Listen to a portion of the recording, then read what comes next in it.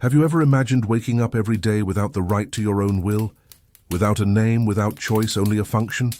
Not as a king, not as a priest, not even as a citizen, but as a slave, one among thousands, invisible under the scorching sun of ancient Egypt. While the birds are still sleeping and the mist hangs over the Nile, you are already up. There is no time to contemplate the beauty of the landscape. Your body aches, your feet are cracked, and the only certainty is that it will be another day of silence, sweat and obedience. Close your eyes for a moment. Feel the dry air, the smell of dust and straw, and the heat that hasn't even arrived yet, but will soon dominate everything. You hear the sound of heavy footsteps, the dragging of chains. Orders grunted in a harsh voice. This is your reality. You weren't born for this, but you ended up here because of debt, war, or destiny. Maybe you don't even remember why. Today, you belong to someone else. A name, a family, a past, all of that is behind you. And in the midst of this brutal routine, perhaps what hurts the most are not the visible wounds, but what remains inside. The longing to be someone. The constant doubt about when or if it will end. Have you ever felt like this, trapped by something you can't control? Ancient Egypt is often portrayed as a glorious empire, full of mysteries, powerful pharaohs, and timeless monuments. But we rarely hear the story told from the ground, from the bare feet of those who actually held those colossal stones. Who were these people? How did they live? What did they eat? What did they believe in, when all they had was forced labor and the hope of a less cruel day? Stay with me until the end, because what you're about to discover now may surprise you. The life of a slave in Egypt was not just about physical suffering, but about a silent struggle to maintain humanity intact, even when everything around you said otherwise. You will immerse yourself in a detailed, realistic routine that has been almost forgotten by traditional history. You will walk the streets of Thebes, feel the heat of Luxor, hear the sound of hammers in the quarries of Aswan. You will understand the Egyptian social system not through the words of the scribes, but through the silences of those who had no voice. And in the midst of this silence, there are stories, there are emotions, there are truths that were buried with the bodies of men and women who never left their names in temples or papyrus. But that today can finally be heard. We are just beginning this journey. The sun is rising, and with it comes another day of work. Are you ready to live for a few minutes the life of someone who carried Egypt on his back? The work begins before dawn. You and the other slaves walk in silence to the worksite, hearing only the dry sound of footsteps on the sand and the creaking of wooden carts being pulled. There are no words of encouragement, no applause. The effort is constant, invisible. The sweat drips, but no one sees it, and that is precisely why telling this story is so important. Because behind every temple stone, every sacred column, there were anonymous hands, like yours, shaping an empire with pain and determination. And if this touched you in any way, if hearing these forgotten voices brought you reflections, or if being transported to this reality made you feel something different, leave a comment. What has left the biggest impression on you so far? What image stuck in your mind? It may seem like little, but when you share your vision, you help keep this story alive. This space here is a conversation, not just a narration. Your voice matters too. And if you're here, immersed in this universe that is rarely told, then maybe this is the kind of content you want to continue exploring. In that case, take advantage and subscribe to the channel. It's a way of saying, yes, I want more stories like this. I want more humanity in the story. Plus, when you like the video, it reaches more people who might also need a moment of calm or a new way of looking at the past. Your participation here is what makes this channel grow and reach more people with this kind of gentle, intimate, and profound content. I thank you for being here. Even in silence, your presence changes everything. And as the day progresses over the desert, the heat increases and the work intensifies. We will continue this journey, step by step, in the shoes of someone who had little to choose, but had to endure a lot. The grandeur of ancient Egypt has always been presented to us from above. From the golden thrones, the royal tombs, the walls covered in hieroglyphics, and the gods with animal faces. But what if the true essence of this empire was on the margins, behind the scenes, in the bodies bent by fatigue and repetitive tasks? Now, I want to delve even deeper into this subject and take you to a place where almost no one looks. The raw reality of those who carried day after day the weight of eternity on their shoulders. You wake up to the dry sound of a baton hitting wood. The light has barely touched the horizon, and your body is already moving. There is no time for laziness, no room for weakness. A sip of fermented grain beer serves as breakfast, not because of the taste, but because it is all there is. A piece of stale bread completes the meal. Your mind tries to forget about hunger. Your body has learned to adapt. In the line of workers, your feet follow the footsteps of other bare feet. Men and women with sunburned faces, nameless in the official records, but with marks that time cannot erase. You work alongside people who came from far away, prisoners of war who perhaps never chose to fight. Others were born here, children of parents who also carried stones to the tombs of kings they never knew. Most no longer question it. They just live or survive. The monumental constructions, seen from afar, seem to have been made by gods. But up close, they are the result of a meticulous, almost cruel organization that transforms people into silent cogs in a larger machine. Each block of stone, sometimes weighing tons, was erected by human hands, exhausted muscles, and a relentless routine. There was no modern technology, just ropes, levers, obedience, and a lot of pain. Still, there were rules. The Egyptian system was complex. Many of the so-called slaves were not exactly what we imagine today. Some were given food and shelter. Others were forced laborers like peasants during times of flooding on the Nile when the fields fell into disuse. But that didn't lessen the psychological toll, the constant feeling that your life wasn't yours, that any mistake could land you in the gold mines, the most feared destiny of all. These mines, located in isolated desert regions, were veritable living tombs. People worked until they were completely exhausted. Many died before completing a single moon cycle. No names were recorded. No stories were told. Just dust, heat, and the absolute absence of hope. If there was a hell on Egyptian earth, this was it. And even in domestic work, where the shadows of palaces protected the skin, the suffering was subtle but profound. The constant humiliation of serving the whims of someone who did not see you as human. Women in particular were doubly vulnerable. In addition to servitude, they faced the risks of sexual exploitation, often used as concubines or personal. Servants. The hierarchies within servitude itself were also implacable. Those who gave the orders, and those who obeyed kept quiet. But the most impressive thing is how, even in the midst of all this, there was humanity. There were bonds, small joys stolen among the stones, a look of complicity, a piece of bread shared, a song whispered at the end of the day, while the bodies rested on straw and the mind tried to escape. There were born friendships, love stories, impossible. Dreams, because even deprived of everything, these men and women still sought meaning, and that made them immense, even if the world wanted them small. The hardest part of this journey is realizing that for centuries, these voices were silenced. Scribes recorded the deeds of the pharaohs, but not the names of those who built their legacies. There were no statues, no luxurious tombs, no inheritances left behind. Only the vague memory in the fragments of history, a vestige of existence that resisted time, oblivion, and the sand. The Egyptian religion, curiously, gave everyone, even slaves, the promise of an afterlife, a judgment of the heart, weighing the soul against the feather of truth. Many believed that even if they were forgotten in life, in death they could achieve balance, rest, and freedom. Perhaps it was this belief that made them endure the unbearable. The physical pain was intense, yes, but the emptiness of being invisible, that was deeper. To be a slave in ancient Egypt was to exist on the margins of everything, of glory, of justice, of eternity, but still it was to exist. And that, in itself, is already resistance.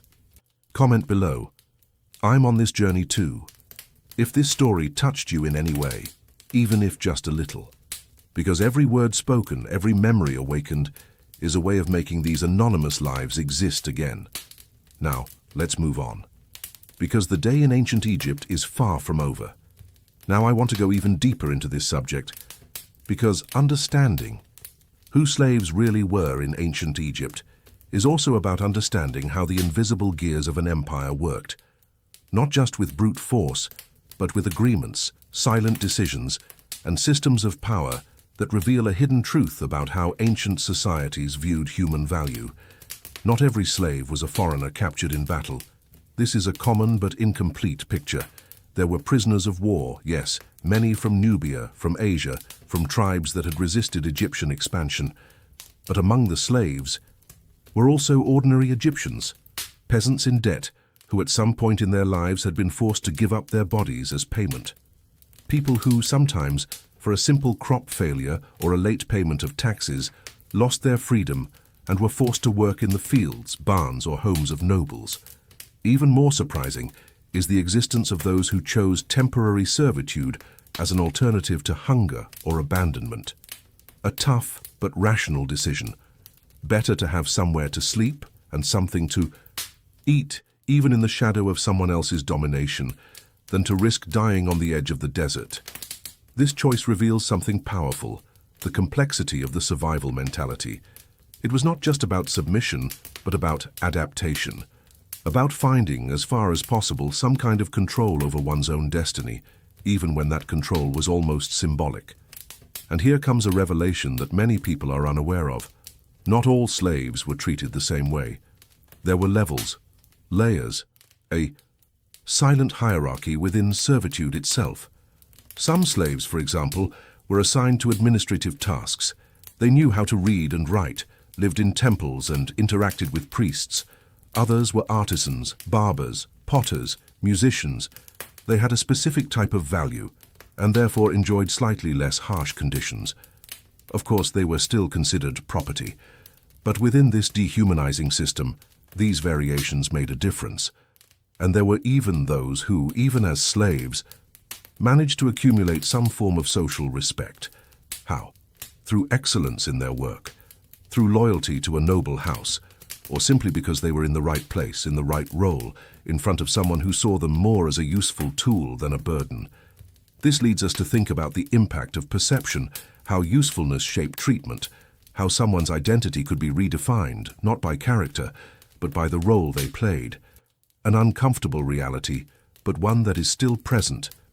Today, in many modern contexts, this is where Egypt shows its most humane, and at the same time most cruel side.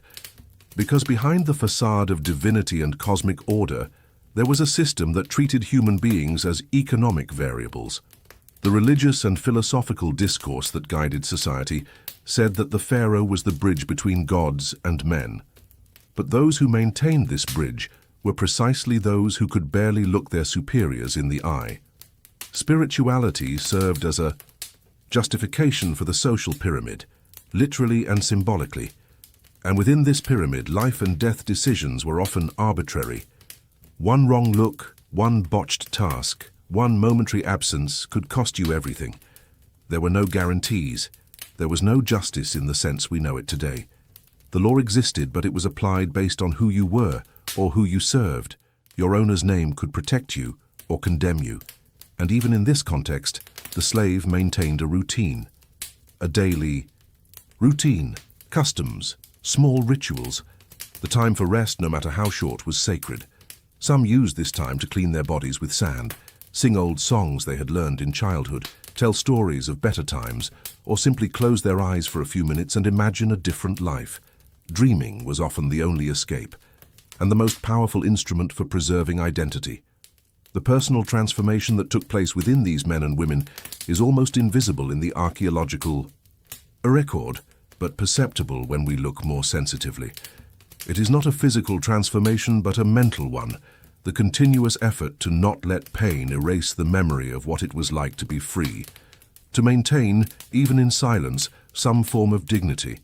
This is perhaps what most defies the logic of the pyramids, the silent resistance of those who never had a voice. There are documents, fragments of inscriptions, elite letters mentioning the serfs, but almost nothing directly from them. Even so, we can reconstruct with care and empathy the traces of this experience.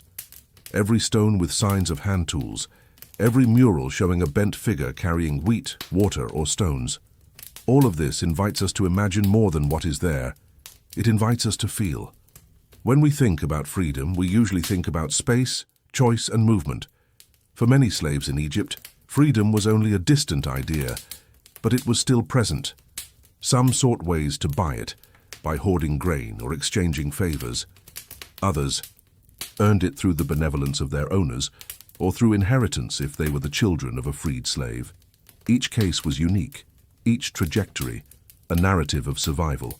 And, deep down, the idea of freedom remained alive, even if unattainable, like a distant star in the desert sky. These stories, however distant they may seem, still resonate today, because they are stories about struggle, about adaptation, about finding meaning even in adverse circumstances, and about how, even in the worst situations, the human essence finds ways to persist. And this is one of the greatest revelations of this journey. Freedom is not just a physical state, it is also an internal choice, a desire that no one can tear from someone. Write down, "This makes sense to me," if at any point in this narrative you saw yourself even from afar. Because understanding the past is also a way of understanding ourselves. Now let me show you what happened when the sun reached its highest point in the desert. Now I want to go even deeper into this subject, because understanding how someone became a slave in ancient Egypt is realizing that the line between freedom and submission was more fragile than we imagine. It wasn't necessary to be born into captivity, or be captured in a war to lose everything. All it took was an unpaid debt, a bad harvest, a bad decision, and suddenly what was once autonomy became servitude. In Egyptian logic, life was always subordinate to the order of Ma'at, the principle of cosmic balance and justice. But in practice, this balance rarely favored the weakest. The empire was built on a rigid social structure where the top decided and the bottom obeyed. And any slip-up, whether economic, social, or even symbolic, could redefine a person's destiny. A peasant who took out loans to plant crops, for example, took risks that went beyond the land. If the Nile flooded that year, he would not only lose his harvest, he would lose his freedom. This system created a kind of indentured servitude. It wasn't exactly like the modern concept of perpetual slavery. Many people entered as temporary servants, hoping to pay off their debts and regain their social standing. But that wasn't always the case. The spiral of poverty was deep, and time was against them. With each day in servitude, it became harder to get back out. It was like social quicksand. The more you tried to get out, the more trapped you became.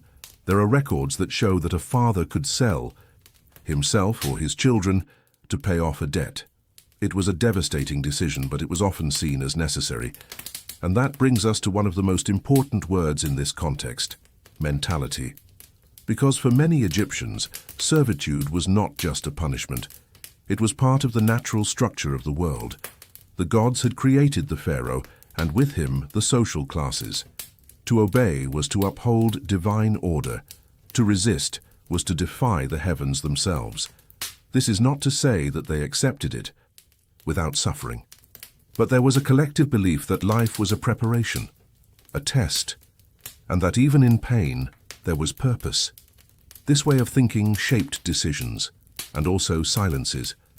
It was easier to bear submission if it came with the promise that one day everything would balance out. Maybe in death, maybe in the next life, maybe in another form of existence that the priests explained, but only the gods fully understood.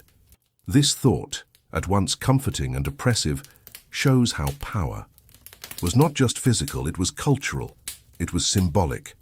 Dominion over the body was accompanied by dominion over the imagination, an invisible but powerful transformation. And that is why slavery often continued even without visible chains. Obedience was not just fear, It was also structure, habit, tradition, and in that sense much harder to break. There were also cases of children of slaves who were born with this status. In these cases, there was no debt to pay, no promise of return. The system recognized them as property from birth. They were trained from a young age to obey, to serve, to not question. And here comes one of the hardest parts of this reality, the generational impact of servitude. When someone is born without references to freedom, freedom becomes a distant, almost unreal concept. And this creates an identity shaped by submission, where personal value is always measured by usefulness to others. But not everyone was content. Some tried to escape. Others committed. Small acts of sabotage. Sometimes they hid grain, delayed deliveries, or feigned illness. These were small, almost imperceptible gestures, but they were full of meaning. They showed that even under absolute control, the desire for autonomy still existed. The flame lit within the chest, even under layers of fear. The punishments, however, were severe and public, precisely to discourage anyone who thought of following the same path. Whippings, humiliations, mutilations, everything served to reinforce the authority of the masters and maintain order. But paradoxically, it also served to remind them that there was something to be resisted, that this structure, however divine it seemed, was still made by men, and therefore imperfect. What is most impressive about this journey behind the scenes of Egyptian slavery is how everything was interconnected. Economy, religion, politics, tradition, nothing worked alone. Each gear fed the other, and the slave, at the base, was the support. Point for everything. Invisible but indispensable. Erased from official records but present in every stone lifted, in every food harvested, in every possible ritual. It was a hidden truth that few dared to recognize. The empire's brilliance only existed because someone lived in the shadows.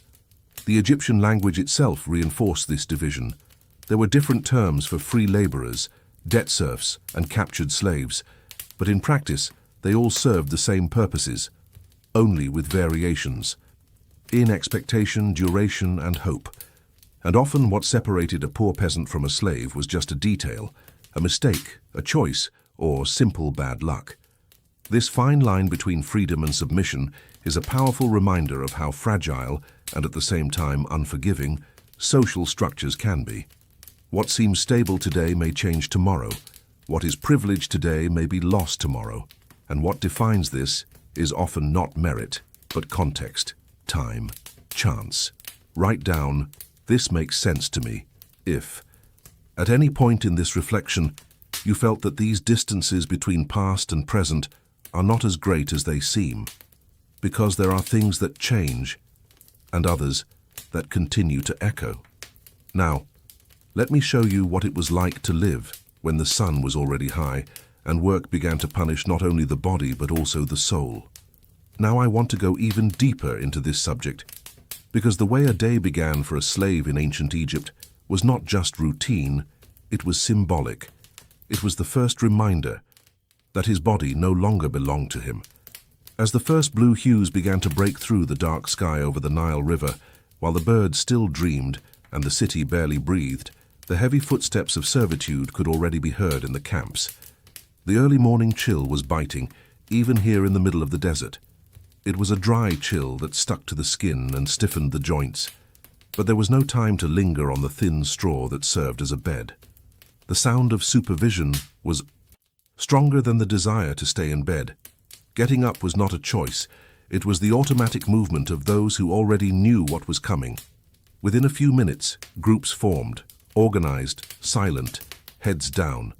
Men, women, and sometimes even children who were already being prepared to repeat the same logic, the same rhythm, the same commands. There was not much talking. Looks avoided confrontation, and words, when they did appear, were only whispers of instruction or reminder. Don't forget the rope.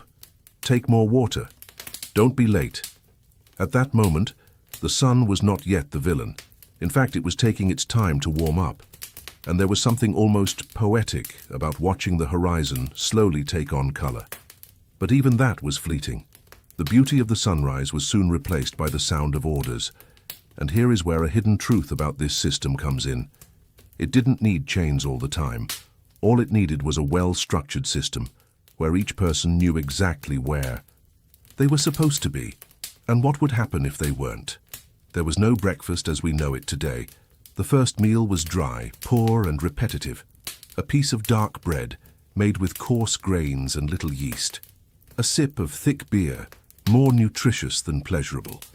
On better days, perhaps a piece of onion or an overripe fig. Eating was a functional act. Nothing more. No pleasure, no choice, no variety. Food was fuel, not comfort. And then the day truly began. The body, still cold, was forced to make an effort. Tools, ropes, baskets were carried. For those who worked in construction, the path was long. It passed over rocks, slopes, and uneven steps. For those who remained in the plantations, the hard desert soil awaited to be plowed with precarious tools. And for those who worked inside the noble houses, waking came with a tense silence. The bosses were still asleep, but everything had to be impeccable when they woke up. This beginning of the day, despite being repetitive, hid important layers of psychological impact, because it was a constant reminder of a forced identity, of an imposed role, of a journey that did not depend on personal will. And this daily repetition shaped the way these men and women saw themselves. Time was no longer measured by dreams or plans. It was marked by cycles of work, pause, and obedience. The bodies obeyed even before the mind was fully awake. Many had their names erased, replaced by functional labels: the one who carries water, the one who sweeps the floor, the one who ties the ropes, the one who cleans the clothes. Identity was diluted in the function, and this created a silent transformation, one in which the person begins to believe that he is only what he does, that he does not exist beyond his usefulness, that he does not deserve rest because rest is a privilege of those who decide, of those who give orders. And yet, there were small moments that broke the cycle, however subtle.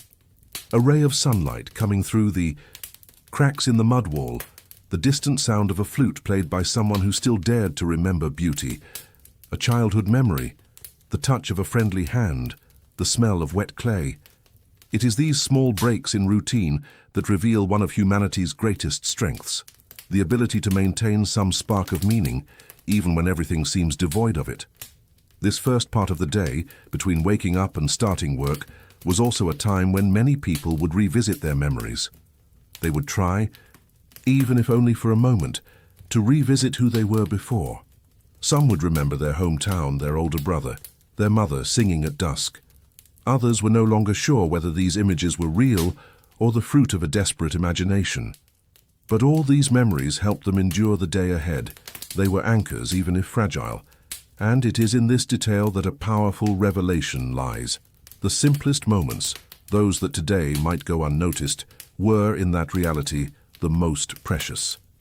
Because they signified one's own existence, a thread of autonomy within a crushing gear, a free thought in the midst of submission, and that made all the difference to the mind. Over time, many of these slaves developed personal rituals to maintain this connection with themselves. Some would whisper prayers to the gods before their first effort of the day. Others would carry a simple amulet made of stone or wood as a symbol of protection. There were those who would look up at the sky and mentally count the days that had passed since everything had changed. Contrary to popular belief, repetition did not completely erase the sense of identity. It shaped it, and those who managed to maintain a thought of their own, no matter how small, carried within them something indomitable. And even as the sun began to rise, casting its harsh light over the fields, their faces wore an expression that could only be described as quiet resilience. It wasn't brute strength. It was emotional. Persistence. A kind of courage that doesn't need to be announced but is felt in the air. A kind of faith, not necessarily religious, but an inner, almost invisible faith, that one is still someone, even when the world insists on telling one otherwise. Write down, "I'm on this journey too." If this beginning of the day between the cold of dawn and the first ray of sun touched something in you, because understanding the daily lives of these people is also an invitation to look more sensitively at our own routines. Now let me show you how the heat began to shape not only the body, but also the relationships between those who gave orders, those who obeyed, and those who just watched. Now I want to go even deeper into this subject, because understanding how a slave dressed, presented himself, or rather how he was allowed to visually exist, in ancient Egypt reveals much more than details of appearance. It reveals identity, social position, and the way in which the body itself became an extension of the hierarchy. Every fold in the linen, every sun mark on the skin, every callus on the feet told a story that didn't need to be said out loud. It was there, visible, stuck to the flesh. Linen was the most common fabric, and also the most sacred. It was what covered the bodies of the dead and dressed the living in their most important ceremonies. But in the case of slaves, linen had another role, to hide the bare minimum. They were simple, rough, poorly cut pieces. There were no adornments, no color. Functionality was the only requirement. Many wore only a loincloth or a short tunic held together by rudimentary strings. On warmer days, even this became optional. The naked body was accepted, not out of freedom, but out of carelessness.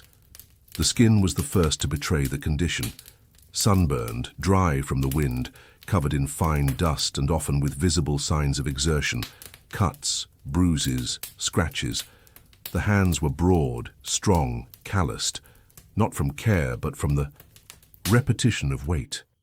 The feet, almost always bare, had a hard texture like old leather, with cracks that burned at the slightest contact with the salt in the sand. There was a kind of silent wisdom in the way these people learned to use their bodies as a tool, and at the same time as protection. Hairstyles varied. Some kept their hair short, more for practicality than aesthetics. Others shaved it completely, out of obligation or habit. In noble houses, it was common for servants to have their heads shaved to avoid lice, a hygienic measure that also served as a symbol of submission. Few could keep beards or hairstyles. The body was molded, standardized. Aesthetics, in this case, was not a choice. It was an order. The absence of adornments was almost the rule. Rings, bracelets, necklaces. These belongings were reserved for the elite, the scribes, the officials. But still, some slaves found discreet ways to carry some kind of identity with them. A piece of polished wood hanging by a thread, an animal tooth tucked into a tunic pocket, a small piece of colored fabric hidden beneath their clothing. These nearly invisible details were more than objects. They were emotional anchors, small reminders that, despite everything, there was still something personal that the system had not taken away. And there was another important detail, the smell. Hygiene was valued in ancient Egypt, but the conditions of those living at the bottom of the social pyramid made it difficult to take care of their own bodies. Baths, when they did take place, were taken with water manually drawn from the Nile or from wells. Soap made with animal fat and ash was not available. For many, the smell of sweat, dust, and sun accumulated on the skin was part of their routine. There was resignation in this, but also resistance. It was the body saying, "I am here, even so." The eyes, perhaps, were the hardest part to disguise. While the body could be covered, marked, adapted, the eyes did not lie. They carried the exhaustion of the days, but also the memory of moments of freedom. In some looks there was contained anger, in others just tiredness. But in all of them there was life, and this was in a way a silent threat to the system, because a body that moves out of obligation can be tamed, but a look that thinks, that is unpredictable. And that was precisely why control over appearance was so important. It was a way of shaping not only what the slave did, but what he appeared to be. Aesthetics as an instrument of power, a way of reinforcing day after day that he belonged to a specific place, the lowest, the dirtiest, the most undervalued. And by repeating this image, the system also tried to convince the enslaved themselves that they did not deserve more than that. But at the same time there were gaps. The way someone wore the belt of their tunic, the way they arranged the cloth on their head to protect themselves from the sun, the way they washed their hands carefully. Even without soap, each of these gestures was a micro-decision, a kind of resistance, a way of saying, even if only to themselves, I still have a choice about something. These seemingly small details show how appearance was actually a language, a silent communication, a symbol. And this makes us think about how even today we judge people based on how they dress, how they present themselves, how they take care of their bodies, or not. The difference is that in ancient Egypt, this appearance was not aesthetic, it was political. Write down, "This makes sense to me." If at any point during this dive, you realize that clothes, body, and eyes say more than we imagine. Now let me show you what happened when the day's task began. And physical effort began to control every gesture, every muscle, every breath. Now I want to go even deeper into this subject, because when we talk about the functions and tasks of a slave in ancient Egypt, we are not just describing work, we are unveiling the structure of an entire empire sustained by silence, invisible decisions, and a routine that demanded maximum effort with minimum recognition.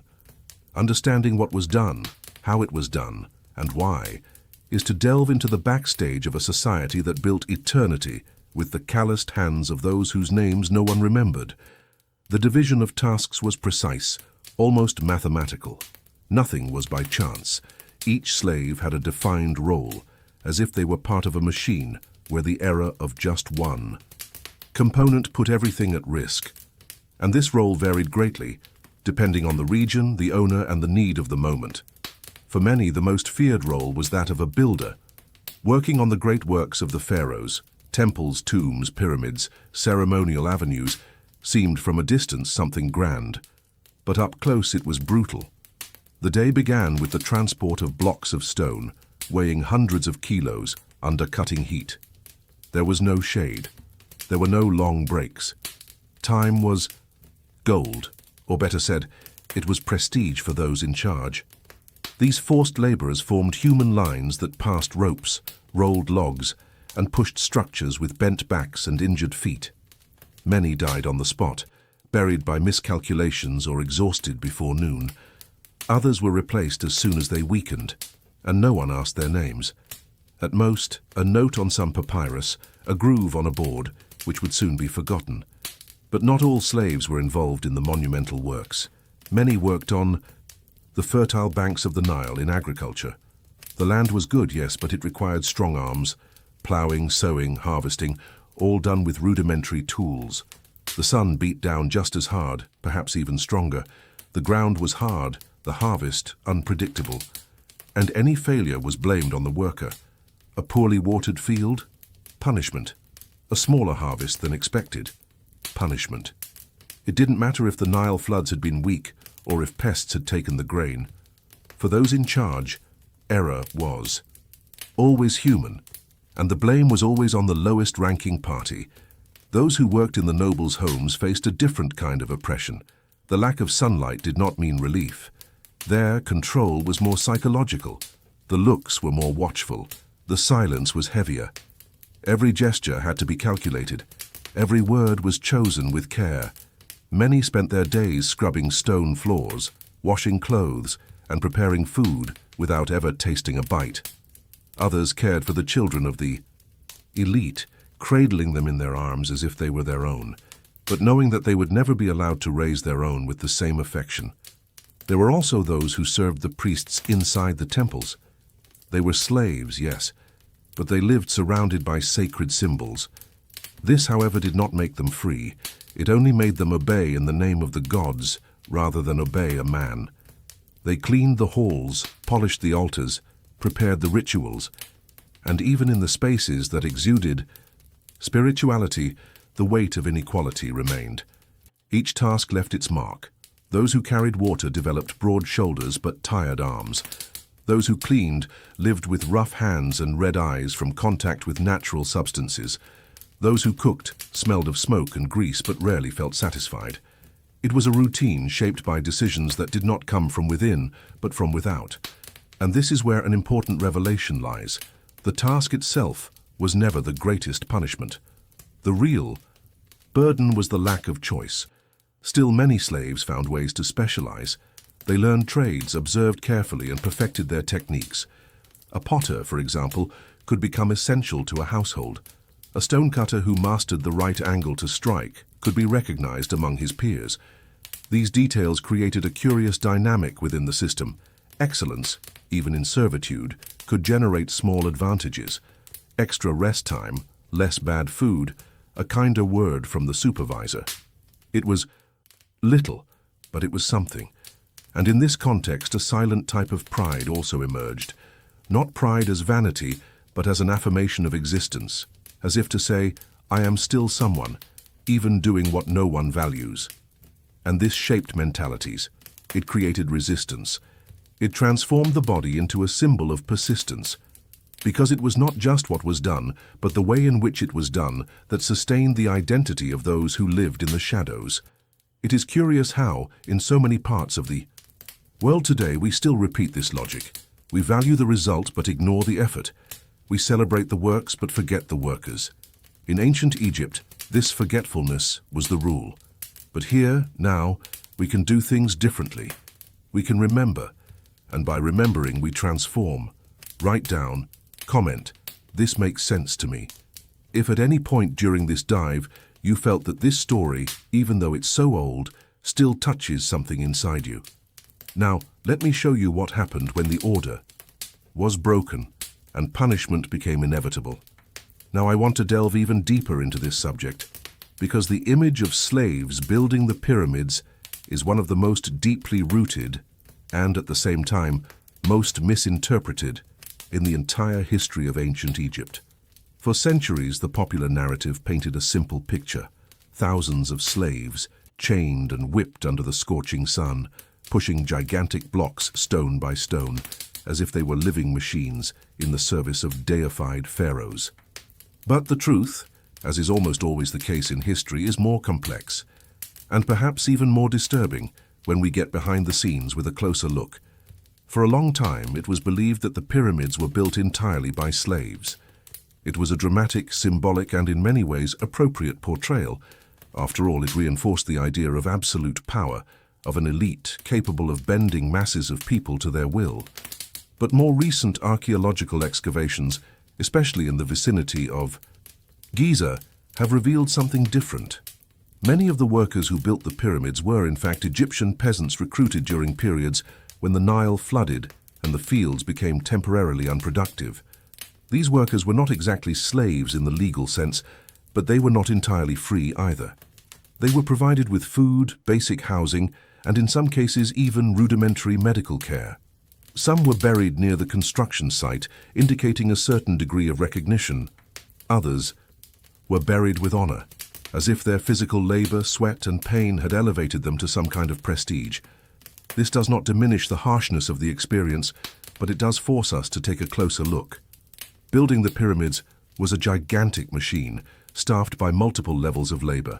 Foreign slaves, indentured servants, temporary laborers, skilled craftsmen, all under strict orders and heavy expectations. Those who were lower down the chain, the serfs, the forced laborers, the enslaved, lived in a different reality. For them, there were no tombs of honor. There was only the hard ground, extreme fatigue, and a silent expectation that they would be replaced as soon as they were no longer useful. Historical records say little about these individuals, but their traces are there, in the grooves of dragged stones, in the tools worn down by repetition, in the remains of simple food found next to rudimentary tools. Building a pyramid wasn't a mystical act. It was engineering, logistics, and suffering on a grand scale. The stones didn't just appear there. They were quarried in distant quarries, transported with rollers, ropes, and sheer human strength. Each block required dozens of hands. Climbing them was a matter of ramps, inclines, and balance, a task in which the simplest mistake could result in fatal accidents. And they did happen, often. Many bodies were never found, because at that rate, stopping to bury the dead was a luxury. They were just another number in the tally of those who came and fell along the way. There were engineers, supervisors, and scribes coordinating everything. The plans were meticulous. The architectural precision of the pyramids is still impressive today, but what is rarely said is that this precision cost the health and lives of thousands. Pain was the hidden foundation of perfect symmetry. It is a revelation that changes the way we view the pharaonic legacy. Behind the glory, there was flesh. Behind the eternity, There were forgotten bodies. Yet within this cold and calculated system, there were moments of quiet transformation. Skilled artisans, many of them of servile origin, would leave their mark on stones hidden within the structure. Symbols, names, small messages carved away from the eyes of the masters. It was the human gesture trying to survive the immensity of the project, a reminder that even within oppression, there was a desire for permanence, to be remembered, even if it was only within the hidden layers of stone. The Egyptians' relationship with death also played a role in this scenario. Building pyramids wasn't just work, it was part of a spiritual journey. The pharaohs believed that these structures would guarantee their ascension to the afterlife, but for those who built them, death was often the only certainty, and there was no guarantee of eternity for them. Yet, in a profound paradox, these workers were shaping what the gods would recognize as sacred. They carried blocks into the sky while they could barely look up at the horizon. The dominant mindset saw these workers as instruments. Function came before name, progress came before pain. The monument was more important than the man, and that shaped decisions. A broken gear? Replace it? A wounded body? Bring in another. And even today there is something disturbing about this model. It echoes in new forms in so many modern structures. The idea that the product is worth more than the process. That applause comes to those who show up, not to those who sustain. But there is something the pharaohs did not foresee. Time reveals. Archaeology unearths not only temples, but the layers of humanity hidden within them.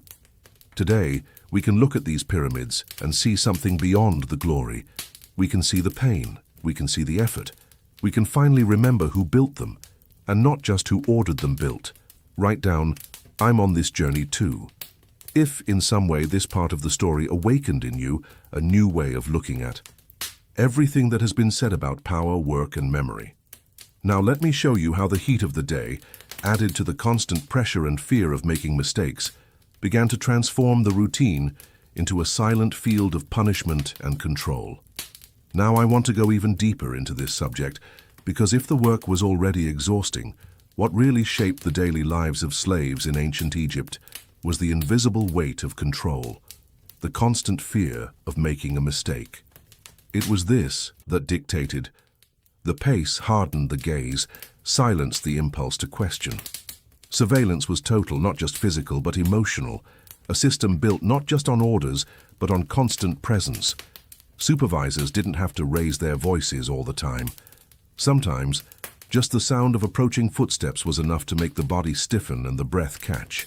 It was the sign that something could happen, or worse, that something was about to happen. On construction sites, in the fields, inside homes, in temple corridors, everywhere forced hands moved the foundation of Egyptian society. There was someone watching, and that someone usually carried a staff, a suspicious look, and the authority to correct deviations. The idea of punishment hung like a shadow over every movement. It was not just the error that was punished, but the possibility of error.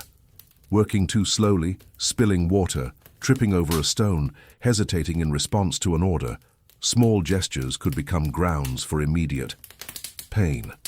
Punishments varied according to the type of offense, the importance of the master, and the mood of the person giving the orders. Verbal reprimands were rare. Physical aggression was more common. Beatings on the back, arms, and legs. Some were light, others were hard enough to leave bruises for weeks. There was also public exposure, where the slave was forced to kneel before the others and receive the punishment as a spectacle. It wasn't just pain, it was ritualized humiliation. A reminder of who was in charge and who had to remember it at all times. In more severe cases, there were punishments that left permanent marks. Cuts, mutilations, imprisonment in dark, hot cells, where food was scarce and the air was suffocating. Those who dared to escape if captured lost fingers or were branded with iron. Some were handed over to the gods, and this did not mean redemption, but disappearance. It was as if they ceased to exist. A ritual disappearance, where the body was taken away and the name erased from the records. It was the ultimate punishment, total exclusion. The impact of this system was not just physical, it was mental. Fear transformed even the simplest gesture into a silent calculation. The mind learned to anticipate the reactions of those giving the orders. The voice was shaped to sound obedient, the gaze to always seem busy. Even the body adapted to appear more agile, more efficient, even when there was no energy. It was a kind of vigilance that transcended the environment. It settled inside. It became part of the thought, part of the breath, like a background noise that never stopped. This shaped the way these people built their relationships. Trust was rare. Talking too much could be dangerous. Creating strong bonds with other slaves could spark jealousy, and jealousy led to denunciations. The system often encouraged competition among those at the bottom. Those who stood out could gain some privilege. Those who fell from grace were easily replaced. This logic eroded solidarity and made the journey even more lonely. And yet within this oppressive scenario, gestures of humanity emerged. A look of empathy, a hidden piece of food, a silent touch of comfort. Small, everyday revolutions that the whip could not erase. But it is important to understand that this surveillance structure did not exist simply to ensure productivity. It was part of the empire's identity. Maintaining order meant reinforcing every day who was at the top and who remained at the bottom. The social pyramid had to appear unbreakable, and to do so it was necessary to crush any sign of doubt, any seed of resistance, any idea of freedom. The most profound transformation that this type of surveillance provoked was internal. Little by little, the enslaved person began to doubt his or her own ability to choose. Punishment was not just pain, it was a redefinition of identity. It was the world telling him, day after day, that his or her body, his or her voice, his or her thoughts had no value outside of the function they performed. And this is where the story takes on an even darker tone. Because once someone accepts this narrative, freedom ceases to be a possibility. It becomes a distant, almost mythical concept. And yet many resisted, not with weapons nor with rebellions, which were very rare and almost always brutally suppressed. Resistance happened in the mind, in the gesture of someone who did something carefully, even when no one was watching, in the silence of someone who preserved a memory, in the look that did not give in completely, in the decision not to let the pain become all that was left, because even under the weight of the stick there was thought, there was feeling, there was memory, and no punishment could take that away. Comment below, this makes sense to me, if, at any point, you felt that this surveillance described here, even set in the past, still touches on realities much closer than it seems. Now, let me show you how even in this environment of oppression and fear, the emotional life and silent bonds between the enslaved created an invisible network of support and survival. Now I want to go even deeper into this subject, because it's one thing to imagine the hardship of physical labor in theory, but it's another to try to feel for a few moments what it means to live under the constant weight of a day that demands everything from the body without offering almost anything in return. The weight of the day for a slave in ancient Egypt was not just a metaphor. It was literal. It was every kilo of stone dragged, every sack of grain ground for hours, every muscle that vibrated with exhaustion and still had to keep going, because stopping was not an option, complaining much less. When the sun began to reach its peak, around midday, the sand was already burning your feet. The heat seemed to emanate from everywhere, from the sky, from the earth, from the mud walls, from the piled up stones. Sweat dripped endlessly, leaving trails that mixed dust, salt, and effort. No one talked about the heat. It was too obvious. It was just another element in the daily equation. If you were in the quarries, the rhythm was dictated by dry orders and metallic sounds.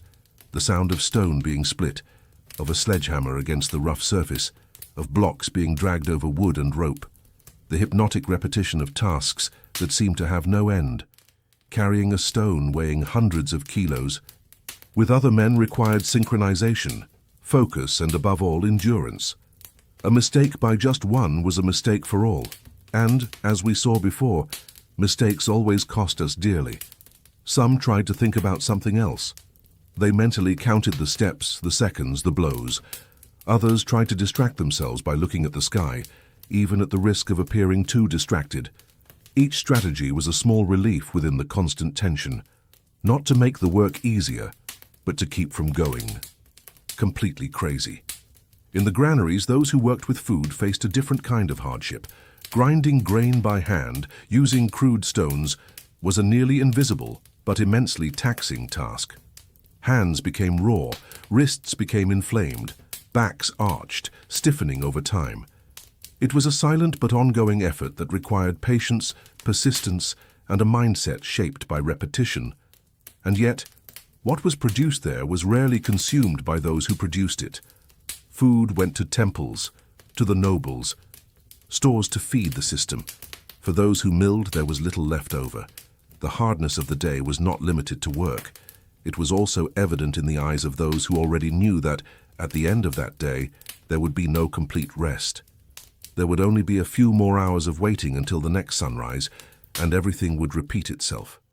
It was a cyclical existence, a time that did not move forward, an eternal present where the future was always the same. This produced a sensation that cannot be put into words, but that can be felt in the chest. The sensation of being trapped inside one's own body, of being alive but not free, of being in constant movement, but without direction. And even in this scenario, many of these men and women found ways to keep their spirits alert. Some memorized songs that they could sing very softly, with just the movement of their lips. Others told stories during breaks, stories of gods, of ancient kings, of distant lands, or simply stories that they made up right there to keep their minds active. The body might be exhausted, but the mind, in many cases, was the last stronghold of freedom. And it was there that the glimmers of humanity emerged, that survived even under the weight of the day. Heat, hunger, fatigue, pain, all of these elements shaped not only the body, but also relationships. There was empathy among the enslaved, not all the time, but enough to create bonds of support. Sharing leftover food, helping to carry a heavy load, covering for someone when they were late. These gestures seemed small, but they carried immense symbolic weight. They were reminders that one was still human, that it was still possible to care, even when the world didn't. And here we find a hidden truth, which is often buried under the stones of history. The strength of these workers was not just in their arms. It was in their minds. It was in their daily decision to carry on, even without clear hope. It was in waking up the next day, even knowing that everything would be the same. This type of resistance does not shout. It does not appear in official documents, but it is perhaps the most powerful of all. It is the type of strength that keeps the body standing when the soul has already been bent 1,000 times. This journey under the sun, with an overworked body and a constantly alert mind, reveals something that transcends history. The impact of repetition without recognition.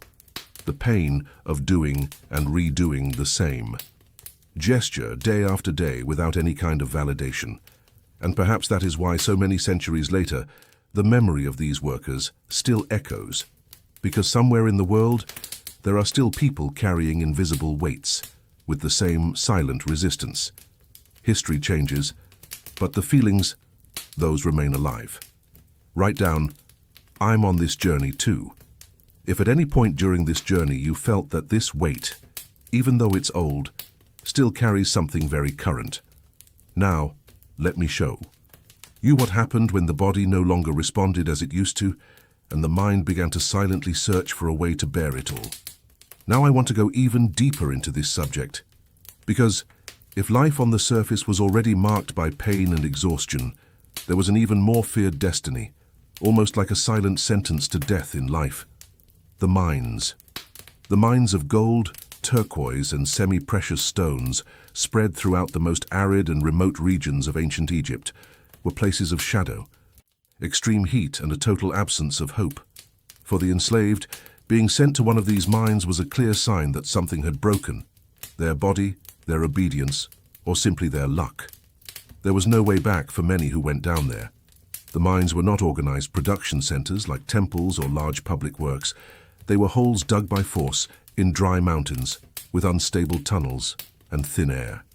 The heat, in this context, took on another dimension. It was not just the sun on the skin. It was the heat accumulated in the rocks, which made the air seem dense, almost liquid, difficult to breathe. And even in this suffocating heat, the men worked for hours and hours, without light, without a break, with primitive tools that barely scratched the ore. The path to the mines was cruel enough in itself. Days of marching with little water under constant surveillance, in silence, like a procession of convicts. Upon arrival, there was no welcome, just a hole in the ground, a handful of worn-out tools and the clear order: extract as much as possible. Many dug with their bare hands when their tools broke. Others were beaten for taking too long to fill a basket with gravel. It was an environment where productivity was measured in survival, and survival was always unstable. The daily grind in the mines left deep scars. The eyes burned from the dust. The lungs accumulated particles of stone and metal.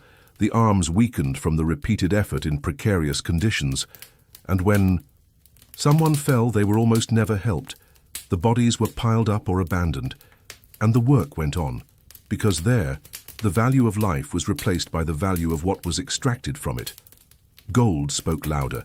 Turquoise shone brighter than any lament. But perhaps the most devastating impact was not on the body. It was on the mind. The total loss of reference to time, sky, and fresh air eroded identity. Many people forgot what daylight was like, what a bird's song sounded like, what silence was like outside the earth. Inside the mines, the silence was different. Thick, broken only by hammers, muffled groans, and the sound of exhaustion itself. It was a silence that gave no respite, that did not allow for memories, or that cruelly made each memory hurt more. Still, there were attempts to keep the mind alive. Some carved symbols into the stones hidden on the sides of the galleries. Others whispered stories of ancient heroes, of gods who would one day free them all. It was a way of resisting, of maintaining a thread of connection to something beyond that mineral void. And this kind of resistance, even without immediate results, was a spark against the darkness. The mines also served as a tool for exemplary punishment. Those who were sent there carried a stigma. They were those who disobeyed, rebelled, and failed. It was a punishment that went beyond pain. It was total exclusion from society, from the possibility of redemption. Even among the slaves, those who returned from the mines when they returned carried in their eyes a kind of absence that is difficult to explain, as if part of them had remained there, buried alongside the stones they had once helped to pull out. It is important to understand the symbolism of this. The gold extracted from the mines would be used to adorn the sarcophagi of the pharaohs, to decorate temples, to feed the prestige of the deities. It was the material that symbolized eternity, but ironically, it was born from the total degradation of life. The eternity of the powerful was sustained by the disappearance of the anonymous. It is a harsh but necessary revelation, because humanizing history is not just remembering the kings, it is remembering those who bled for them. There were also women in the mines, although in smaller numbers. Many were used to carry lighter stones, to prepare food, or to keep the camps running. But this did not mean protection. On the contrary, the presence of women in these spaces increased. Vulnerability, abuse, sexual violence, and exploitation were part of the reality. And it was rarely talked about. The pain was threefold: of the body, of the condition, and of the absence of a voice. The structure of the mines represented the extreme of the pyramid of oppression. There were no more morals or social rules there, only the logic of survival. It was rock bottom, literal and symbolic. And yet, even in this place where everything seemed dehumanized, humanity insisted on breathing. It breathed among the grains of dust, among the glances exchanged in silence, among the shards of hope that somehow still held out. Write down. Comment. This makes sense to me. If, at any point during this descent into the depths, you felt the weight of this part of the story, Now let me show you what happened when the sun began to set on the horizon, and the end of the day brought not rest, but preparation to start all over again. Now I want to go even deeper into this subject, because while many associate slavery in ancient Egypt with physical labor under the sun, in construction sites or in mines, there was another kind of submission happening inside, away from the rocks, away from the sandstorms, but just as suffocating. Domestic labor in wealthy homes was less about brute force and more about invisibility, a kind of polite silence where the body was demanded with cruel gentleness and the mind trained to never forget its place. For the slaves who lived and worked in the residences of the Egyptian elite, daily life was controlled down to the smallest detail. The palaces and mansions of officials, nobles, and high priests were luxurious spaces, with gardens, carved columns, statues of deities, fountains, rare perfumes, and fine fabrics. And in the midst of all this, the figure of the servant had to be restrained, useful, and above all, silent. One could not speak without being called upon. One could not ask questions. One could not show tiredness. The appearance of obedience was part of the service. The humiliation in this environment was subtle but constant, and precisely because it was not marked by shouts or chains, it was often even more cruel. Everything was regulated by looks. If the tray was served with the wrong hand, if the water was not at the ideal temperature, if the footsteps sounded too heavy in the hallway, a reprimand could come, with cold words, gestures of contempt, or sharp orders. There was no sweat dripping from the body, but there was tension accumulated in the shoulders, in the clenched jaw, in the rigid spine of someone who could never relax. Slaves in wealthy homes performed tasks that went far beyond cleaning. They were responsible for preparing baths, folding clothes, polishing sacred objects, caring for the hair of elite women, feeding pets and warming their masters' beds. Every detail had its own rules, and every rule had its own consequences. There was a choreography of servitude in which any step out of rhythm was costly. And unlike in the fields or quarries here, mistakes were not corrected with explicit physical violence, but with the constant devaluation of existence, an indifference that cut deep.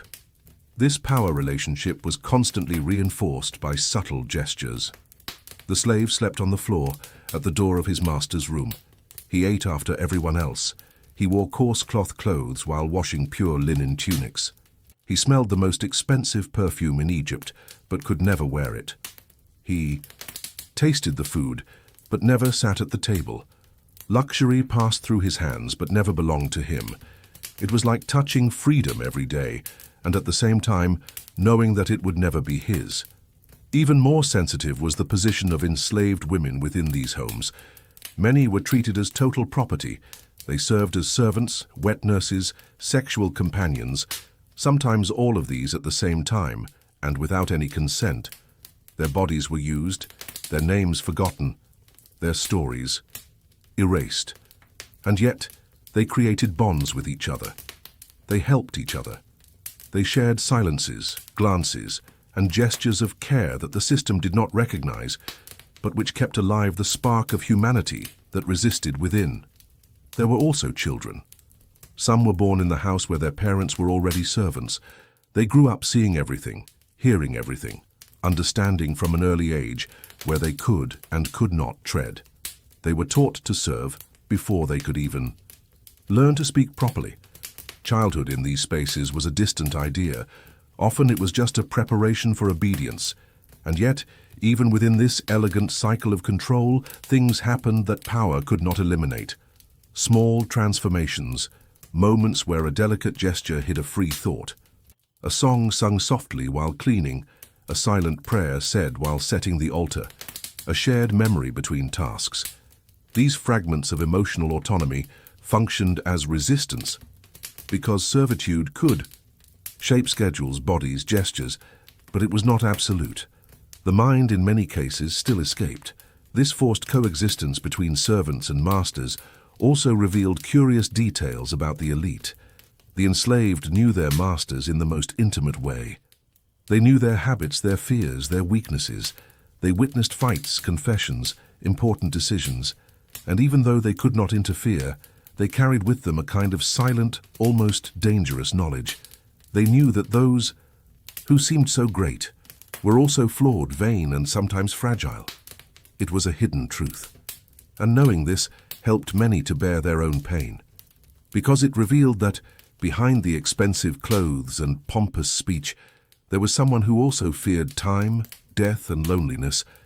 Working in wealthy homes meant living within wealth, without belonging to it.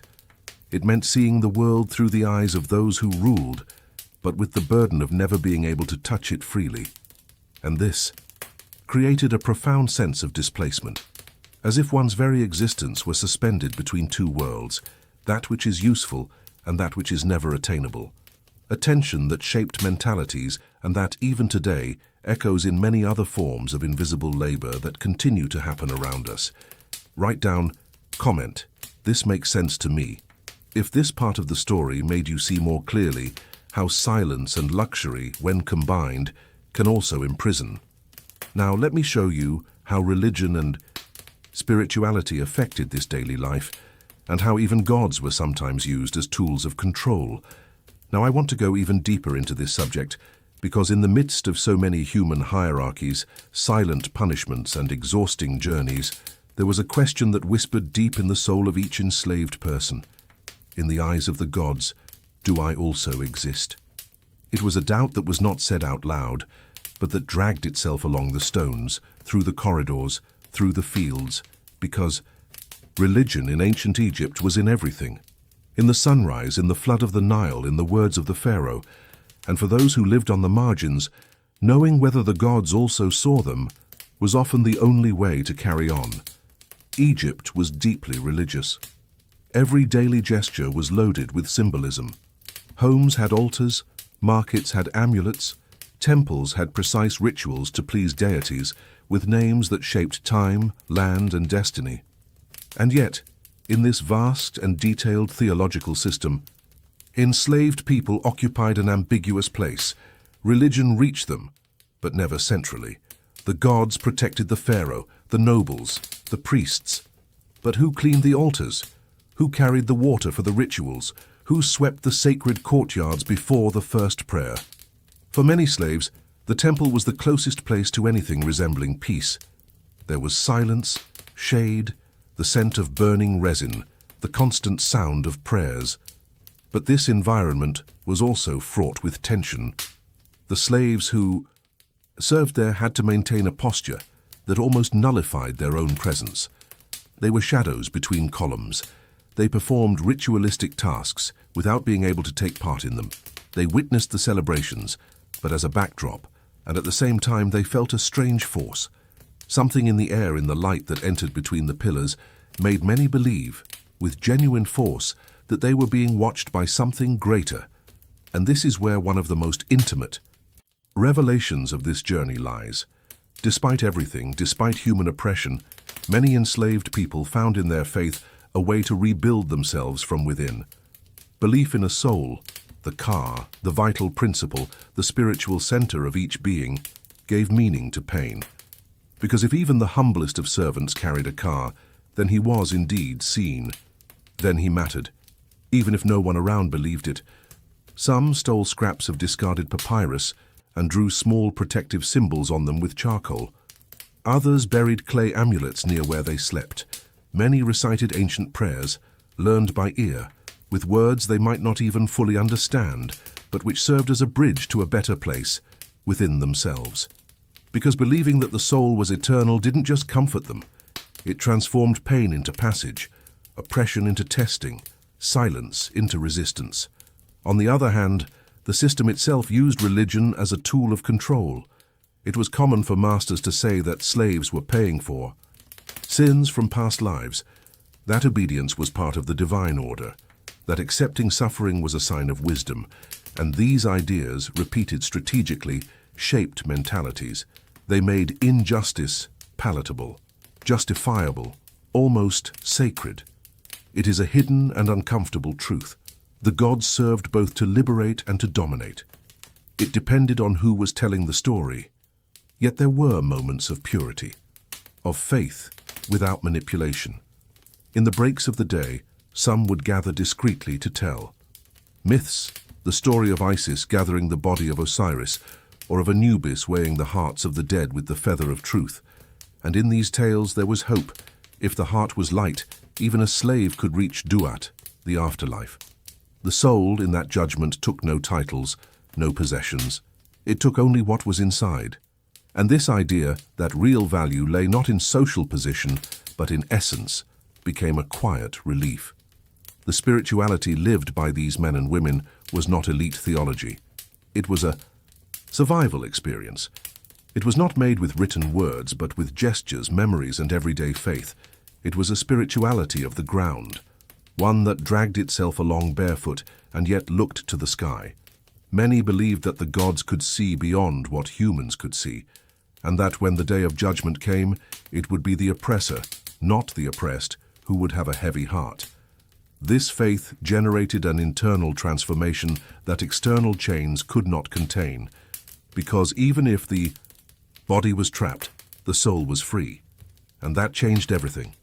It allowed many to sleep with the hope that they were moving towards something greater, that they were not just forgotten cogs in an empire, but beings with destiny, dignity, and purpose. Comment below. I'm on this journey too. If you've ever felt at some point in your life that faith, whatever it may be, helped you keep going. Now, let me show you how these same slaves created deep bonds with each other, and how friendship, even clandestine, became a tool for survival. Now I want to go even deeper into this subject, because in the midst of a world where almost everything was surveillance, obedience, and enforced silence, there was something that neither the supervisor's baton, nor the noble's indifference, nor even the merciless heat of the desert could completely eliminate: human bonds. And I'm not talking here about strategic alliances or bonds created out of obligation, but about true friendships, discreet romances, spontaneous gestures of solidarity that emerged like small miracles in the midst of pain. As if, between one task and another, there was still room for that which the system could not measure: affection. Living as a slave in ancient Egypt meant learning to be suspicious.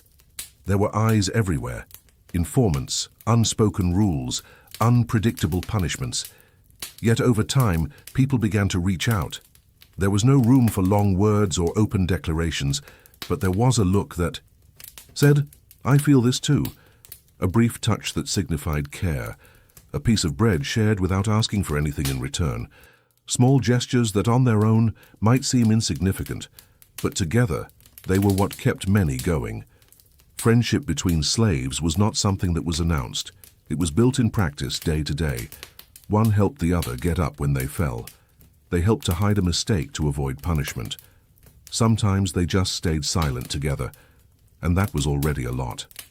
It was as if, in the midst of chaos, 2 or 3 bodies close together created a microspace of safety, an invisible but deeply necessary emotional shelter.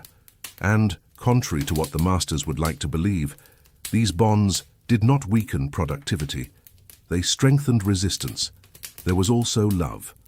And love in these contexts was more than a feeling. It was a challenge, a calculated risk. When 2 slaves formed romantic bonds, they did so with the weight of reality on their shoulders.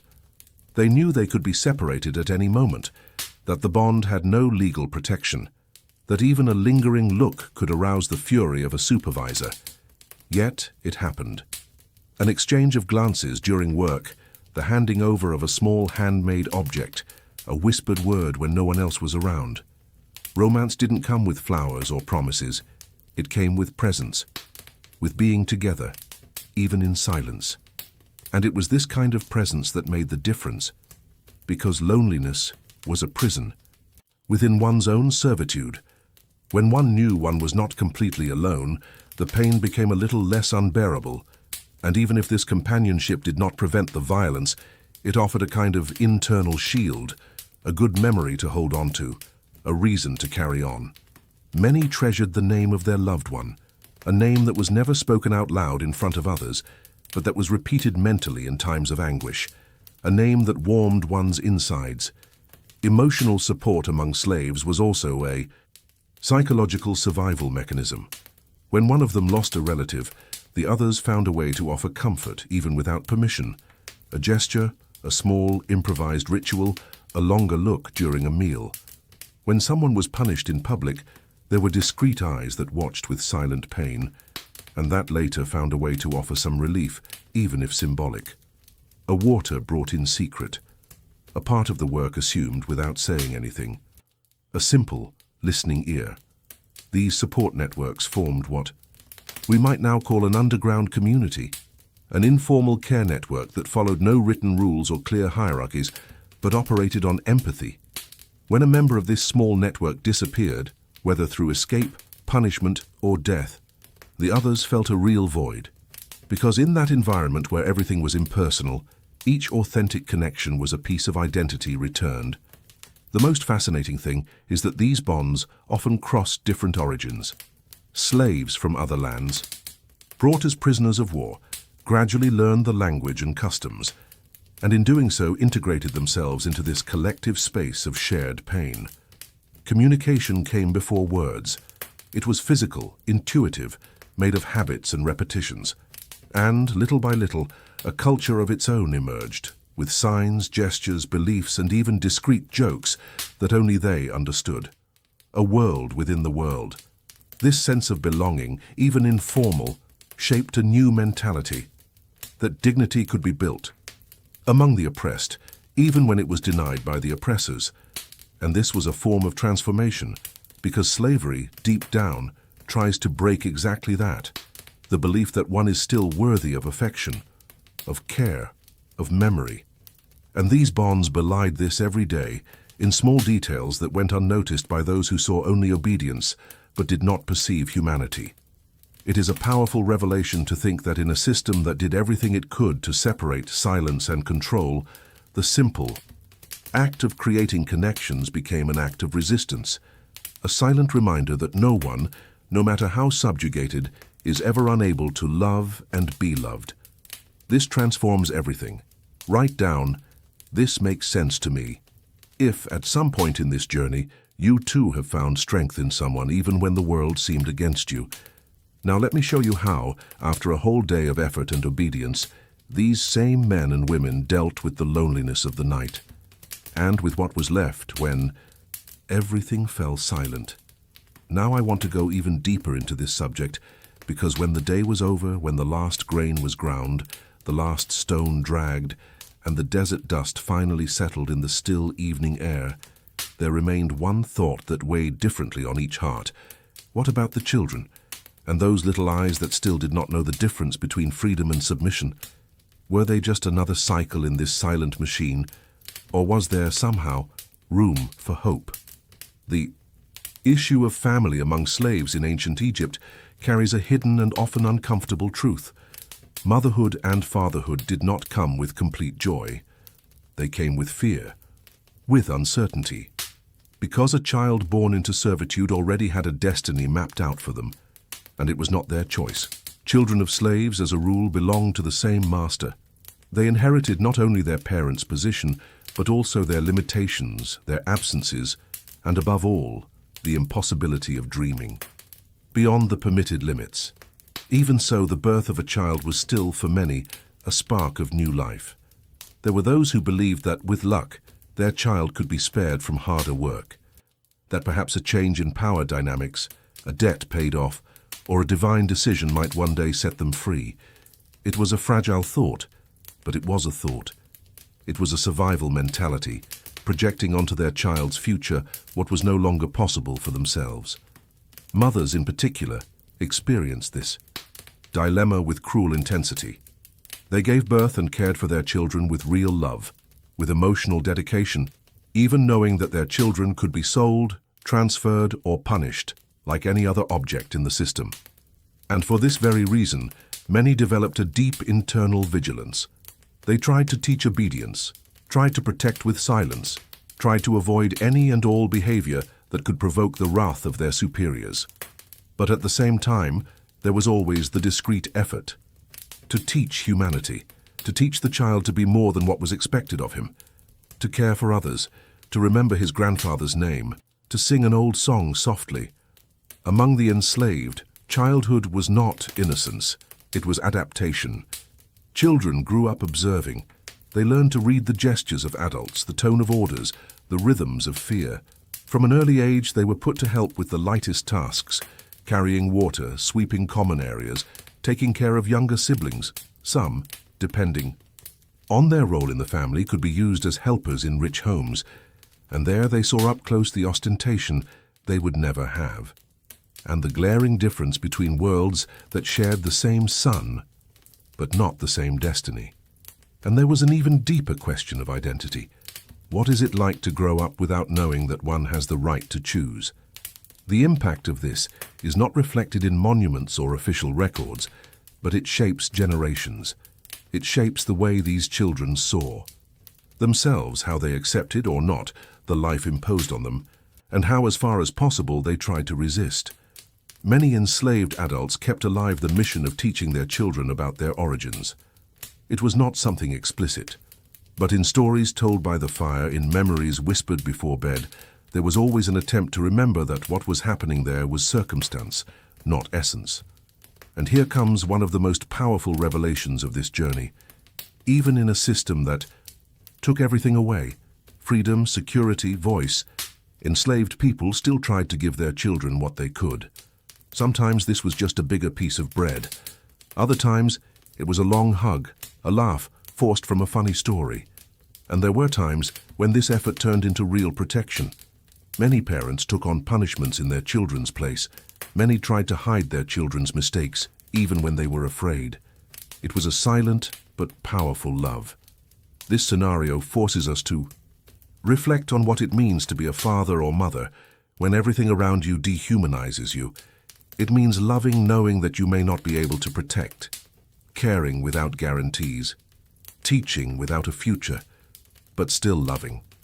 And this love, however invisible it may have been in the eyes of official history, is one of the most human and courageous aspects of this entire context. It reveals that the souls of these men and women were alive and fighting. The presence of children also served as an emotional motivator for adults. It was common for a slave to endure another day of pain because he wanted to see his child grow up, because he believed that perhaps tomorrow would be different. It was a form of transcendence, of transforming suffering into strength, and of making fatherhood and motherhood a form of resistance, because deep down, raising a child in that context was not just a biological act. It was a silent decision to continue existing. Childhood in Egyptian slavery is one of those little explored behind-the-scenes stories that has a profound impact on the way we understand the past. It is easy to look at the grandeur of the temples and forget the small voices that echoed in the hallways, asking why they couldn't play, or why their father was always too tired to smile. But these voices existed, and they left their mark. Invisible marks that were perpetuated in the gestures, in the fears, in the low songs sung at dusk. Comment below. This makes sense to me. If this part of the story touched something inside you. Now let me show you how, even in the face of such hardship, these same men and women found ways to dream, and how dreams, even silent ones, could be more powerful than any chain. Now I want to go even deeper into this subject, because when the sun finally hid behind the dunes and the heat gave way to an unexpected desert cold, the tired bodies found a different kind of silence. A silence that no longer came from fear or repression, but from the end of the cycle. The moment when everything ceased, the orders, the shouts, the blows. It was the time when the enslaved could, for a few minutes, allow themselves to exist outside of their duties. And it is precisely in this sacred interval between wakefulness and sleep that one of the most intimate, human and profound parts of this journey is revealed: the nocturnal rituals of survival. Some simply collapsed. Their exhausted bodies fell onto the hard dirt floor or onto the thin woven straw cloth with no choice, no room to think. They slept as they fell, dirty, wounded, hungry, but still breathing, and that alone was an act of resistance.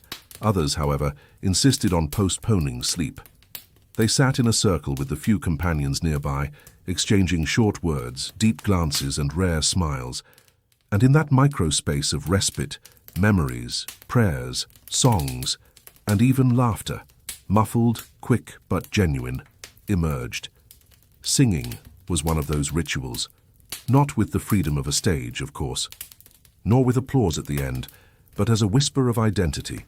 Simple, repetitive hymns passed down from generation to generation, lyrics that spoke of the homeland, of absent parents, of old festivals that now lived only in memory. Each melody was an invisible line connecting the past to the present, an attempt to remember who one was before servitude. Because in the Egypt of the enslaved, forgetting was part of the control strategy, and singing, even quietly, was a way of saying, "I still remember myself." Prayer was also constant. It didn't matter whether the belief came from the Egyptian gods themselves or from foreign deities brought from far away.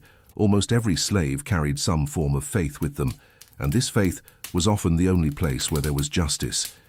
It was not uncommon for some to retire in silence after work, to say their prayers, sometimes with words, sometimes just with their thoughts turned to the dark sky.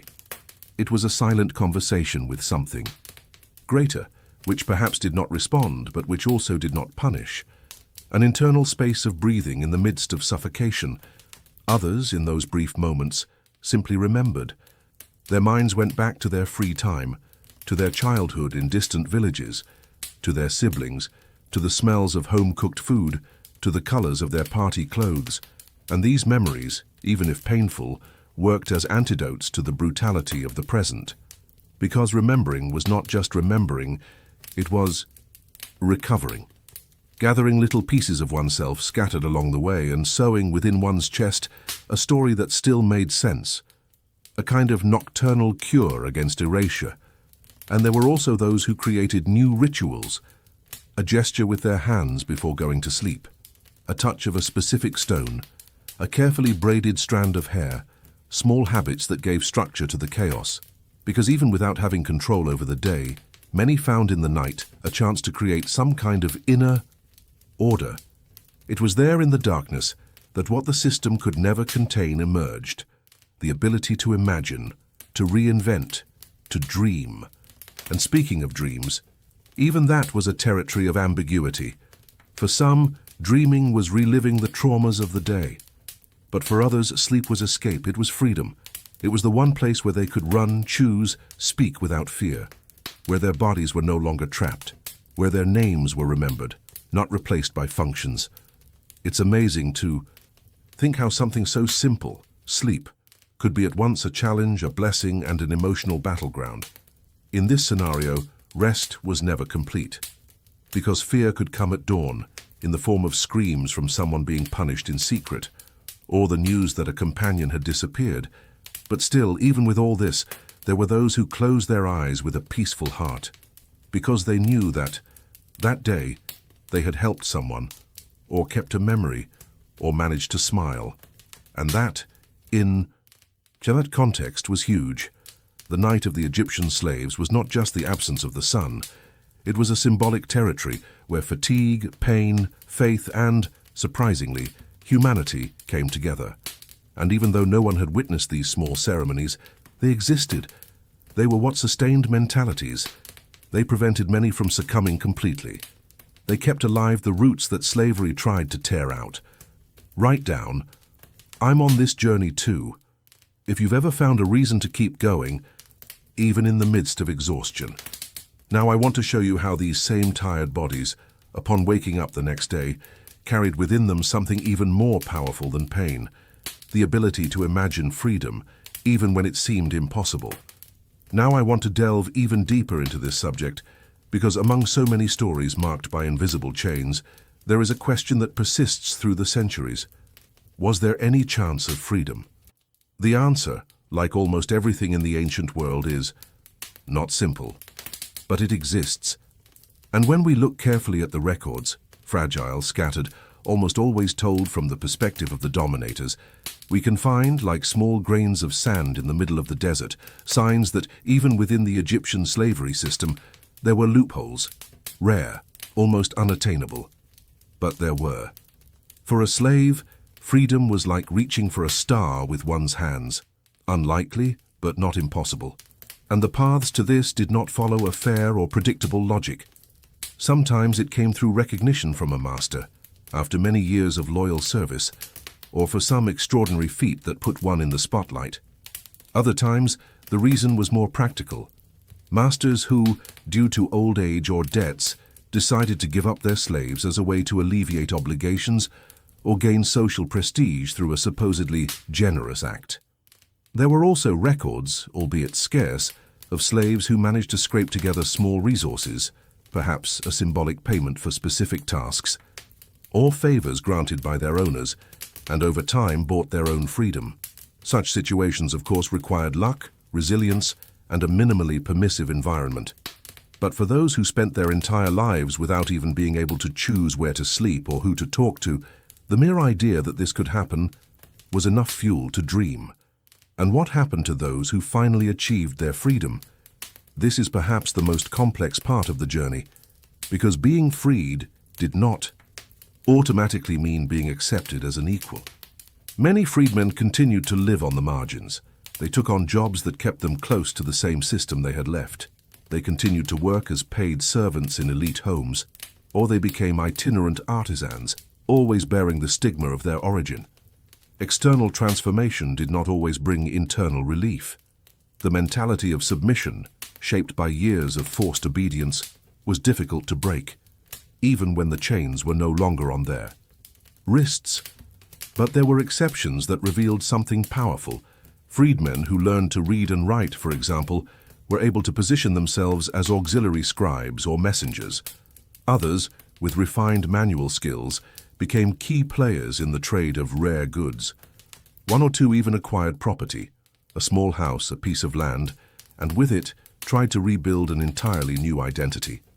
These were the people who challenged the system the most, not only by freeing themselves, but by daring to imagine a place for themselves outside of pain. And this is where the hidden truth reveals itself most powerfully. The concept of freedom in ancient Egypt was not binary. There were degrees, there were gray areas, there were slaves with small freedoms, such as moving around within a specific neighborhood or keeping a family, and theoretically free men who lived in conditions of absolute dependence. This forces us to rethink what it really means to be free. Is it a matter of signing papers? Or is it something deeper that arises within and resists despite everything? The journey of those who managed to escape slavery shows us that freedom, before being a status, was a decision, a mindset, a process of personal reconstruction. And that, for many, the hardest part was not achieving external freedom, but relearning how to exist without fear, without supervision, without imminent punishment. It was like being born again, in a world that still didn't know how to deal with someone who no longer fit into its rules. For some, freedom brought relief, for others loneliness. Many left behind their families who were still trapped in the system. Others became discreet defenders of those who remained, helping with what little they could accumulate. And there were those who never left their former companion's side, even after being released, as if they felt that leaving would be a kind of silent betrayal. But perhaps the most powerful gesture was precisely this: to continue, to get up. The next day with a new decision, a new voice, a new way of walking. Because even if the world still viewed them with distrust or contempt, something inside them had already changed. And that, yes, was freedom. Comment below. This makes sense to me. If at some point in your life you have also felt that starting over is not only possible, but necessary. Because now, I want to take you on a final look at this ancient world, where, even amidst rigid hierarchies, stories emerged that stood the test of time. Stories of pain, yes, but also of courage. Now I want to go even deeper into this subject, because there is something even crueler than the absence of physical freedom. It is the feeling that you can be exchanged like an object, that your life has no value in itself, only a price. And in ancient Egypt, this was a constant reality for thousands of enslaved people, being sold, exchanged, inherited, lost in a negotiation between powerful men. All of this was part of a routine in which the body was reduced to a number and the name to an easily erasable detail. Imagine growing up with the uncertainty that at any moment someone could take you away, that your master's face today might not be the same tomorrow, that the hands you serve, the roof over your head, the food you receive could change without warning, without reason. A simple debt, a political alliance, a reward for services rendered. That was enough. A deal made away from you, without your presence, without your permission. And your life would change completely. The slave market in Egypt was not the noisy fairgrounds you see in movies. Deals were often made inside temples, in stone rooms where scribes recorded everything in cold, precise hieroglyphics. The terms of the contract made it clear. The slave was a possession like land or tools. Men, women, and even children were described in technical terms: age, health, primary skill. No one asked about feelings or ties. The hidden truth is that for many, the greatest pain was not the new job they would face, but what they were leaving behind. Companions, children, even small bonds that were born in the midst of poverty and that gave meaning to their days. The separation was abrupt, imposed, and there was rarely a reunion. And this created a kind of silent but profound suffering. The constant feeling of being in transit, of not belonging anywhere, of not being able to hold on to anyone, because tomorrow could tear everything away again. There are records of entire families being torn apart. Children were sold to a region in Upper Egypt, mothers were taken to noble houses in Memphis, fathers were sent to the mines of Sinai. Each one had their own destiny shaped by decisions they could never contest. And the cruelest thing was that, to those who saw it from the outside, this was just part of the natural functioning of the world. The logic of the time sustained this dynamic with shocking coldness. This was how the empire maintained itself, with bodies in motion, voices silenced, and hearts broken. Even among those slaves who were considered valuable, those who could write, manage inventories, or cook for temples, no one was safe. On the contrary, the more skills someone had, the easier it was to become a bargaining chip. The logic was simple: the more useful, the more tradable. And so even the best of the oppressed were trapped on an invisible roulette wheel, always waiting for the next spin. These changes were not just physical. They generated profound transformations in the mind. Many lost their sense of identity. Over time, stopping feeling was a way of surviving. Stopping attachments, dreaming, desiring, all of this became a shield against an all too unstable reality. This was true slavery, not only being under orders, but also no longer feeling like someone. But even in this dark scenario, there were glimmers of resistance, small choices made in silence, people who taught their children in secret, who memorized prayers so as not to forget who they were, who created codes with other enslaved people to keep alive the memory of the place they came from. People who, even after being replaced 1,000 times, refused to erase their own history. And perhaps that is precisely where the most profound impact of this part of the journey lies. Because behind the pain of being treated as a commodity, there was an inner effort to keep some spark of humanity alive, a strength that did not come from the gods or the law, but from within. A silent decision to continue even when everything around you said you were nothing. Comment below. I'm on this journey too. If you've ever felt left out, ignored, or invisible, but still chose to continue, because now I want to take you even deeper into this journey through forgotten Egypt, where, even in the midst of oppression, a silent will to exist blossomed. Now I want to go even deeper into this subject, because when we talk about the experience of being enslaved in ancient Egypt, there is a layer that needs to be explored with even more sensitivity: the condition of women. In a world where the body was already seen as property, being a woman meant living under an extra layer of exposure, vulnerability, and control. Slavery for them was not just forced labor or constant surveillance. It was also a silent field of fear and tension, where every gesture could mean submission or punishment. Enslaved women occupied roles that, at first glance, might seem less physically demanding. Many of them took care of household chores, served in temples, prepared meals, cleaned rooms, and cared for children who were not their own. But the burden they carried was no less intense, just more invisible. They were called upon to hear the secrets of powerful ladies, to witness ceremonies, to be behind the scenes in the most opulent homes in the empire. Always present, but never gone. They were shadows, voiceless, but with all their senses alert to what might be a threat. And there were those who were destined for even more intimate roles: concubines, wet nurses, servants of the elite, women who not only worked, but also served with their own bodies. They had no choice. When an enslaved woman was taken to a nobleman's harem or a priest's chambers, what was lost there was not only her freedom, it was her right over herself. Every decision was made by others: where to sleep, how to dress, who to sleep with, whether or not to have children, whether or not to love. This lack of control shaped an existence marked by profound silences and subtle gestures of resistance. The accounts that have come down to us, many fragmented, hidden among administrative hieroglyphics or funerary records, show that some of these women developed their own ways of surviving. Some were able to get emotionally close to elderly women who were also confined, even if in completely different conditions.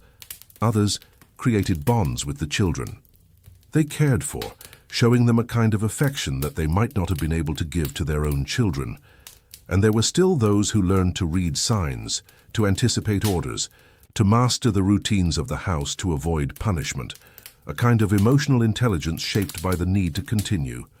But behind these strategies lay something even more profound: the awareness that the female body was a form of currency, not only in the slave market, but also within the home. A woman could be given as a gift to another master, used as a reward for services rendered, offered as a symbol of alliance between families. And this created a complex relationship with her own body, a mixture of pain, adaptation, and at times, dissociation. It was not uncommon for some women to begin to see themselves through the eyes of their oppressors, believing that they were truly worth less, that they had been born for this. And yet, it was not uncommon to see gestures of affection between these women. A touch on the shoulder at the end of a long day, a soft song before bed, a silent look shared as if to say, "I know how you feel." Small expressions of humanity that, although fragile, kept their identities alive. Many cared for each other in secret, shared crumbs, protected other people's children as if they were their own. Slavery tried to erase these relationships, but they resisted, in the delicacy of care, in the shelter offered when no one was looking, in the hidden strength. In their gaze, this hidden truth, that of the double violence suffered by enslaved women, is often ignored, diluted in historical narratives that prefer to talk about temples, wars, or pharaohs. But it is precisely there, in the gaps of official history, that the most human and raw dimension of this reality pulsates. And recognizing this is not just an exercise in memory, it is an act of justice. Comment below. This makes sense to me. If this part of the story touched you differently or made you look at the past with different eyes, because even in the darkest corners of oppression, there were people trying to preserve what was left of themselves. And this part of the journey is not over yet. Now I want to go even deeper into this subject, because if there is one thing that keeps a spark of silent resistance alive in the heart of someone deprived of everything, it is the belief, however tenuous or unlikely, that justice will come, even if not in this life. For many enslaved people, in ancient Egypt, this justice was not expected from the pharaoh, nor from their overseers, nor from the structures of society. It was expected from the gods, but most importantly, from death itself. The Egyptian idea of the afterlife was as rich and detailed as their temples and inscriptions. Crossing the desert of earthly existence was painful, but the greatest crossing, the one that everyone would face, happened after their last breath. And it is at this point that the narrative changes completely. For the man or woman reduced to a work tool, humiliated, exchanged, silenced, there was perhaps the promise that their hearts would be weighed before the goddess Mat, and not before a human master. Imagine living your entire life being called property, but still holding within yourself the hope of being treated as an equal in eternity. For the Egyptians, the soul, or more precisely, the ka, the ba, the ak, was sacred. And this sacredness was not limited to nobles or scribes. Even the oldest records mention that funeral rituals, albeit simpler, were also performed for slaves. It was a form of spiritual recognition, even if minimal. Perhaps in the realm of the living, this person had no voice. But before the gods, he or she had a name, a heart, and a story. This vision that death could level all destinies gave many the strength to resist in silence, because there was something greater than the stone one carried or the pain hidden in one's gaze. There was the idea that after all a judgment would come where no chain would weigh more than the truth. No title, no social position, no pyramid built by other people's hands, only the heart and the scales. This imagery was powerful, and more than just comfort, it offered an emotional framework for dealing with the present. The mindset that this is not all supported gestures that, seen from the outside, might seem small, but that carried within them an immense amount of meaning, burying a companion with a protective symbol, singing a nighttime hymn with the names of the gods, leaving small improvised offerings, made of clay or wood, on the edges of fields hidden among the reeds. These rituals, even clandestine ones, were declarations of existence. Silent cries that said, "I am more than this tired body, I am eternal." And the most moving thing about all this is that even in a world that did everything it could to silence these voices, they still echo. Because history, when looked at in depth, reveals that the true impact is not only in the monuments that have stood the test of time, but in the feelings that have withstood them, in the hope that has survived the lash, in the love that was born in the fields, in the faith that grew in prison. For some slaves, death was the end of suffering. For others, it was the beginning of liberation. And for many, it was the moment when they could finally find their lost loved ones, mend broken bonds, and regain the dignity they had never been granted in life. This was the most precious promise, to rediscover their humanity in a world where no one could take it away.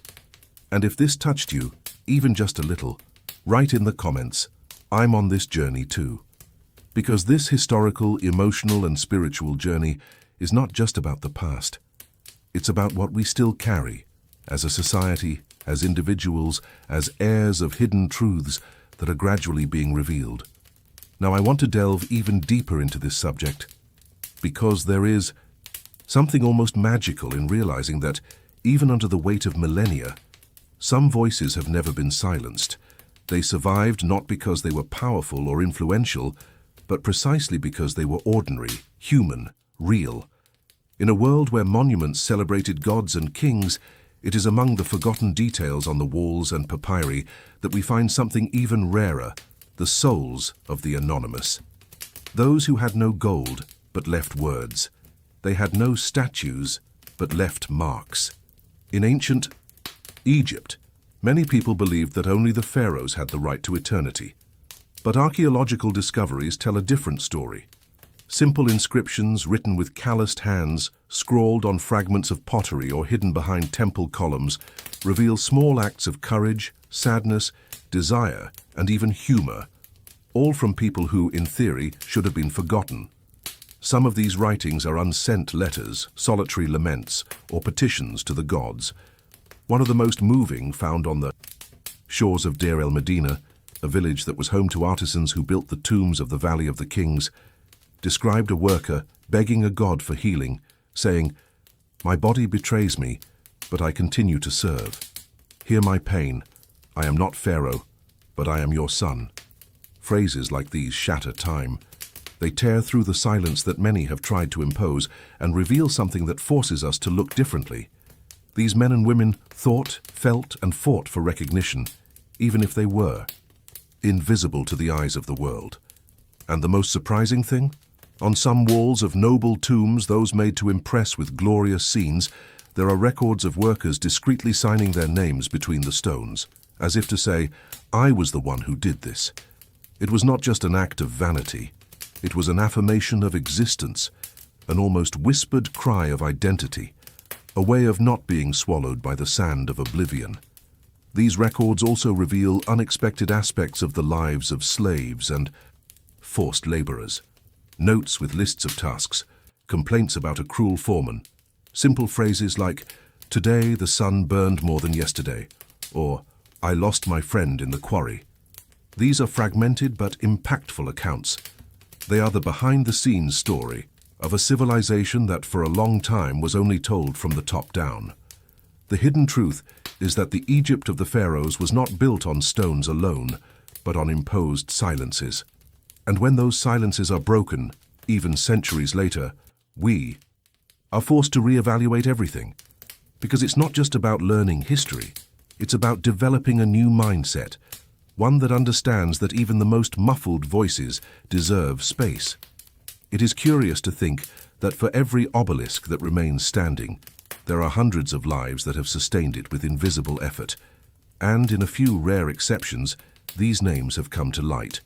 A papyrus mentions Peneb, a worker accused of misconduct who, despite being punished, left his name in the official records, not because he was a hero, but because he was human, full of flaws, tiredness, and yet worthy of memory. These small revelations completely transform the way we view antiquity. They do not have the glitter of the jewels in royal tombs, but they have the depth of pain, hope, and resistance. And they invite us to do something more powerful than admiring the past. They invite us to listen to it. So, if you've come this far, feeling that all of this resonates within you in some way, comment below. This makes sense to me. Because this collective listening that we're doing, rescuing memories buried for millennia, is also a form of reconstruction, a journey that continues. Now I want to delve even deeper into this subject, because understanding the daily lives of slaves in ancient Egypt is not complete without delving into the mindset of those who held power. How did the nobles view these people? What logic supported such inequality? And most disturbingly, did they really believe that this was fair? The Egyptian elite, made up of high-ranking officials, priests, generals, and relatives of the pharaoh, lived in a world of privilege. And like every ruling class throughout history, they constructed a discourse to justify the system that benefited them, a discourse shrouded in symbols, mythology, and convenience. The Egyptian social order was defended as a reflection of the will of the gods. The hierarchy was not just political, it was cosmic. Every position in society, from pharaoh to servant, was seen as part of a sacred balance. And in this balance, slaves had the role of sustaining the base.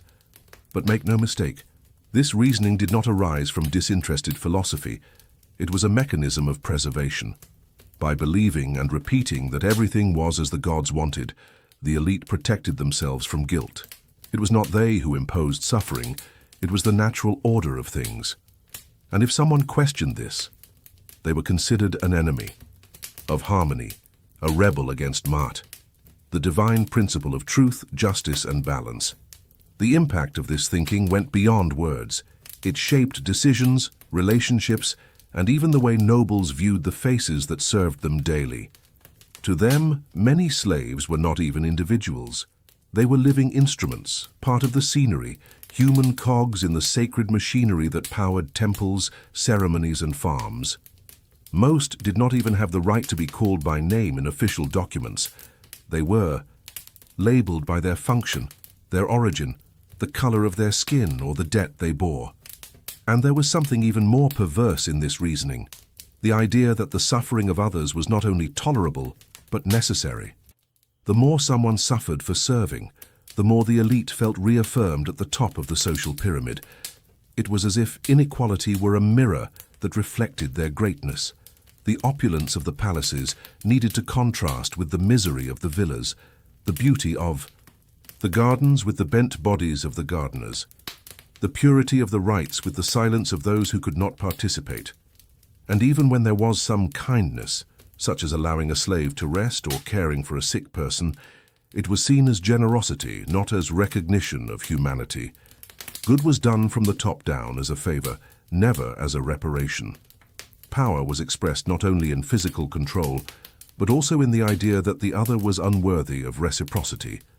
In some rare cases, documents and inscriptions reveal somewhat more ambiguous thoughts.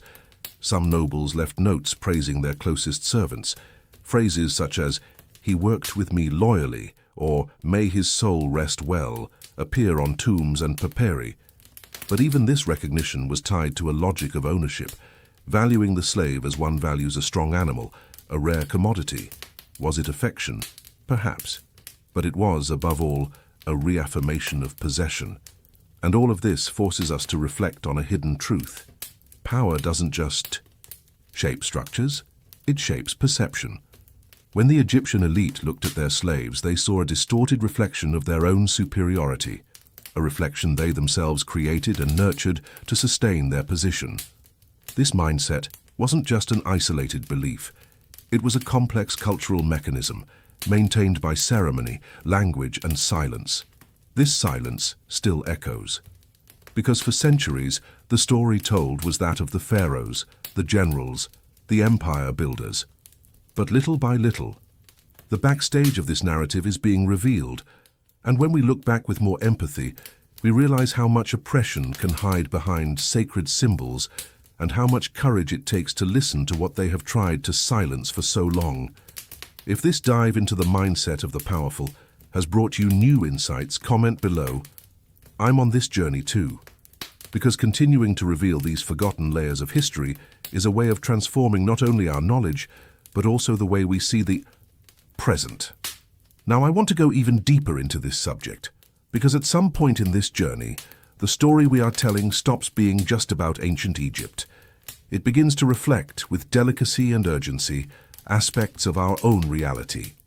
What does Egyptian slavery, with its temples, punishments, silences, and beliefs, still have to teach us today? The answer lies not only in the dates or the facts, but in the transformation that this perspective provokes within us. When we understand how power was exercised not only with whips and shackles, but with ideas, symbols, and speeches repeated until they seemed like absolute truths, we begin to realize that control is often hidden in more subtle layers. The mentality of domination does not depend exclusively on force. It can be found in the words that normalize inequality, in the habit of not seeing the other as a subject, in the decision to silence certain stories in the name of the greatness of others. Egyptian slavery shows us that the social structure can be maintained with the conviction that it is natural, divine, and immutable. And this sounds all too familiar. How often do we still hear similar justifications today?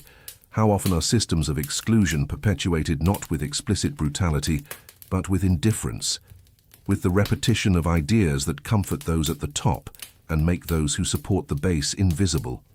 Reflecting on this is uncomfortable, and it needs to be, because this discomfort is what drives transformation. It takes us away from the surface of historical curiosity and takes us to the center of something much deeper, the revision of our own mentality, understanding what was, so as not to repeat what still is. And this does not mean carrying excessive guilt or burden. Quite the opposite. It means recognizing the opportunity we have, here, now, to make different choices, to look around and realize which voices are still being silenced, which bodies are still invisible, which stories have yet to be told. The Egypt of the pharaohs has passed, the monuments remain. But the most powerful lesson is not in the pyramids, it is in what was not carved in stone, the impact that an empathetic gaze can have. The decision to see humanity even when everything around us tries to dehumanize it. The courage to ask, am I perpetuating, without even realizing it, some kind of oppressive hierarchy? This journey we are taking together is not just for knowledge. It is for clarity, for sensitivity, for inner transformation. Because if in the past the gods were used to justify punishments, today we have the chance to rewrite our beliefs based on dignity, listening, and recognition. By looking back through this lens, we can transform the present. And perhaps that is the true meaning of studying ancient civilizations, not to admire only what was great, but to understand what was neglected, not to repeat what was immortalized, but to heal what was silenced. And if all this resonated within you in some way, even if silently, write in the comments, "This makes sense to me."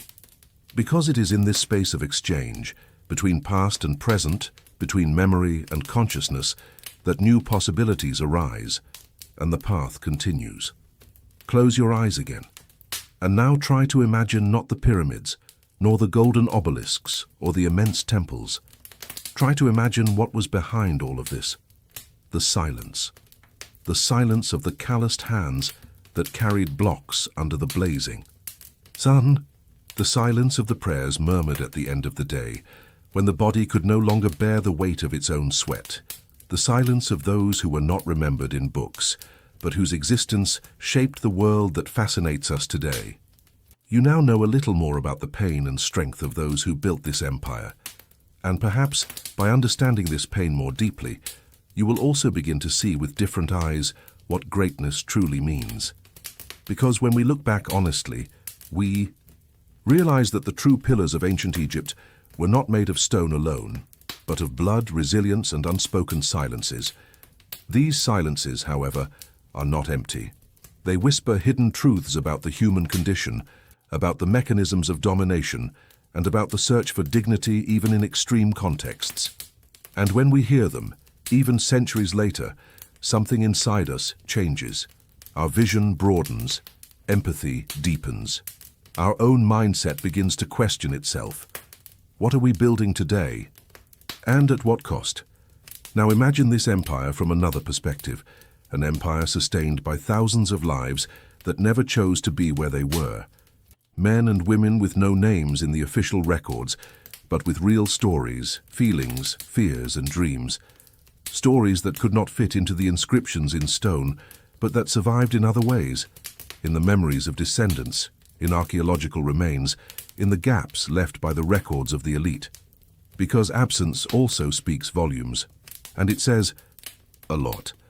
It is easy to romanticize the past when you are far from it, but when you get closer with sensitivity and intention, you realize that every immense monument also carries an immense cost, that behind every decorated wall was a watchful worker, that the beauty of art was often created by hands that trembled with exhaustion, that the gold in the temple coffers had a direct impact on the poverty of the fields, and that this system of contrasts was not an exception, it was the norm.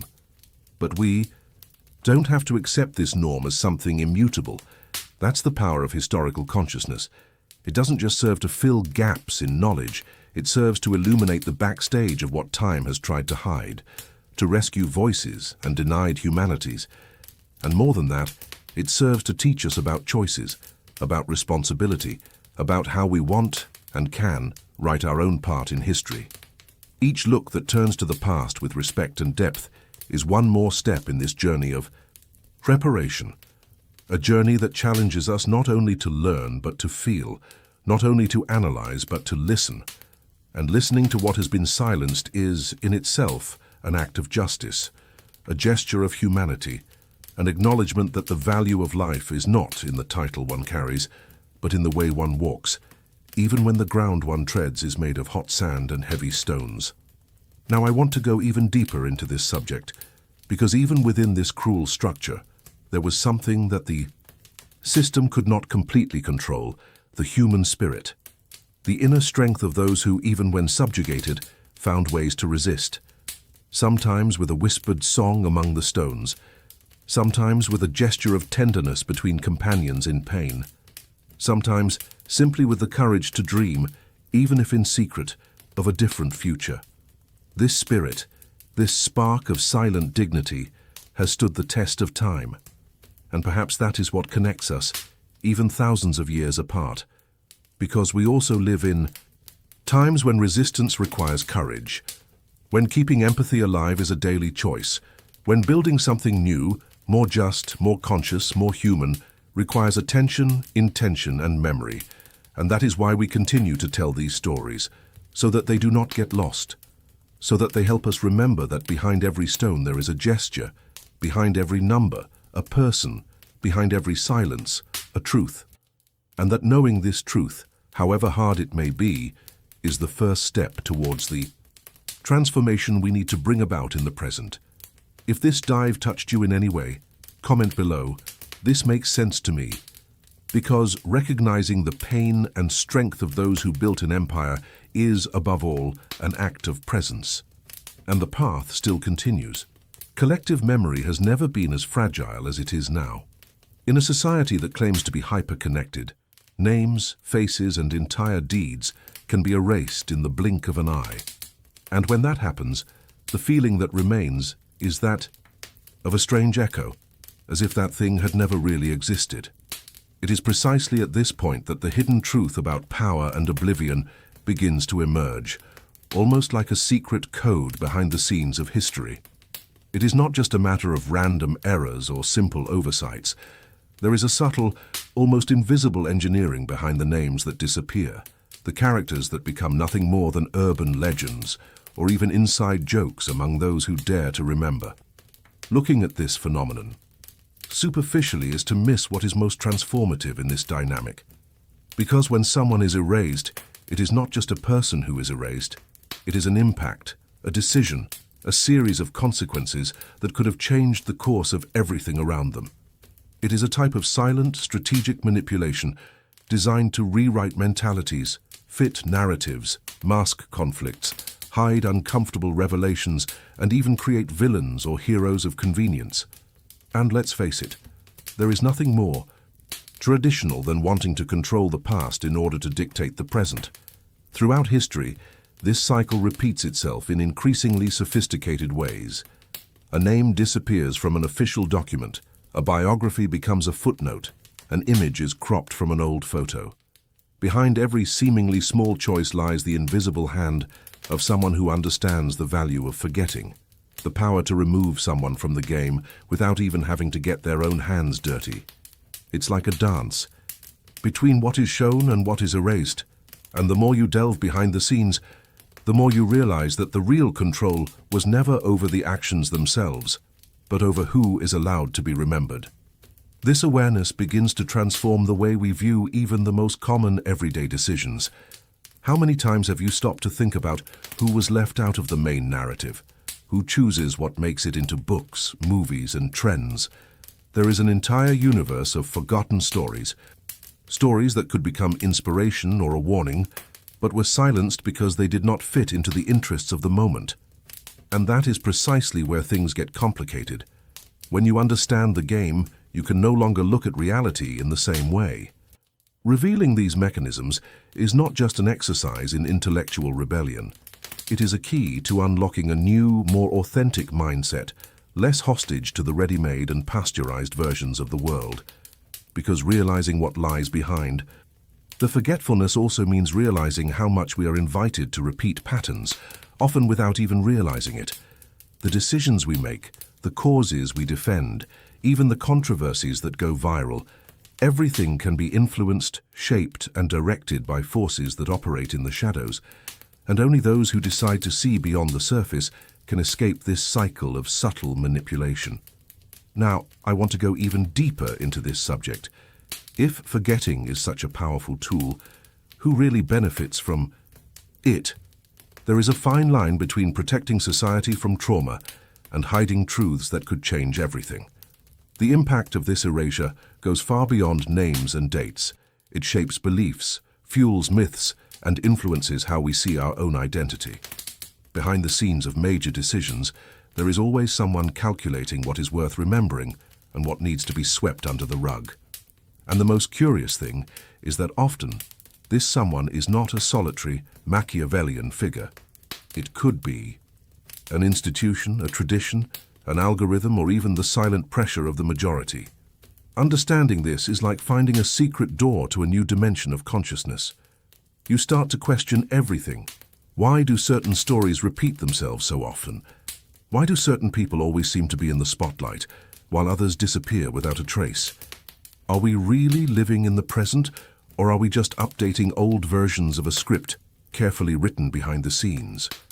What seems like a simple detail, one less name on a list, a missing reference in a text, a memory that no one confirms, can be the clue that reveals the entire engineering behind power. But while this may seem like a game of almost absolute control, there is a countervailing force, the desire to rescue, to give voice to what has been silenced, to bring to light what has remained in the shadows. It is a silent but powerful transformation that begins with the simple act of questioning, of searching, of refusing. To accept oblivion as an inevitable fate. When you realize that you can be a protagonist in this movement, something inside you changes. Your perception expands, your curiosity grows, and your sense of purpose gains another dimension. If you've made it this far, you've already realized this journey isn't just about the past.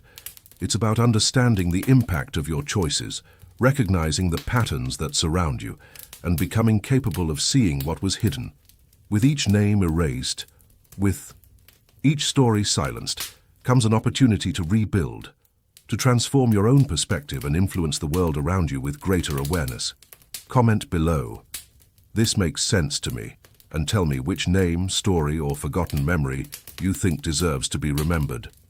Silence. So present, so underestimated, always there, spanning generations and redefining the course of families, entire cultures, and societies. In certain contexts, silence is not just the absence of sound. It is the conscious decision to survive, an invisible pact that can unite or separate people in a matter of seconds. Have you ever noticed how sometimes silence weighs more than 1,000 words? It is not just an empty space. It is a language full of nuances, a universe of hidden messages, a territory where internal battles, deep dilemmas, and unspoken agreements unfold. When speaking out meant risking everything, your freedom, your name, your very life, choosing silence was the ultimate strategy. Shield that could protect against persecution, avoid judgment, preserve bonds, and even guarantee the future of those who came after. This silence was not cowardice, much less indifference. It was a sophisticated, often painful decision made behind the scenes of each routine. Like a secret code passed down from generation to generation, it allowed entire people to weather historic storms unseen, escaping the radar of those who sought to silence not only voices, but also dreams, hopes, and ways of existing. There are times when silence is the only way to ensure the survival of a hidden truth. Every time someone failed to respond, looked away, changed the subject at the dinner table, or avoided certain places, an additional layer of protection was created around their story. Have you ever thought about the impact this had on all dimensions of life? How silent decisions shaped entire trajectories, avoiding direct confrontation, protecting memories and identities, while at the same time fueling a feeling of internal exile. It was not just about escaping danger, but about preserving that which could not be understood, accepted, or forgiven by those who held the power at that moment. Silence can be both a wall and a bridge. On the one hand, it erects invisible barriers, delimiting safe territories where secrets can rest, far from judgment and repression. On the other, it serves as a deep connection between those who share the same experience, the same burden of not being able to express themselves openly. How many codes, looks, and subtle gestures have become a form of communication in the midst of danger? How many fundamental decisions have been made with just a nod, a meaningful pause, a simple handshake in silence?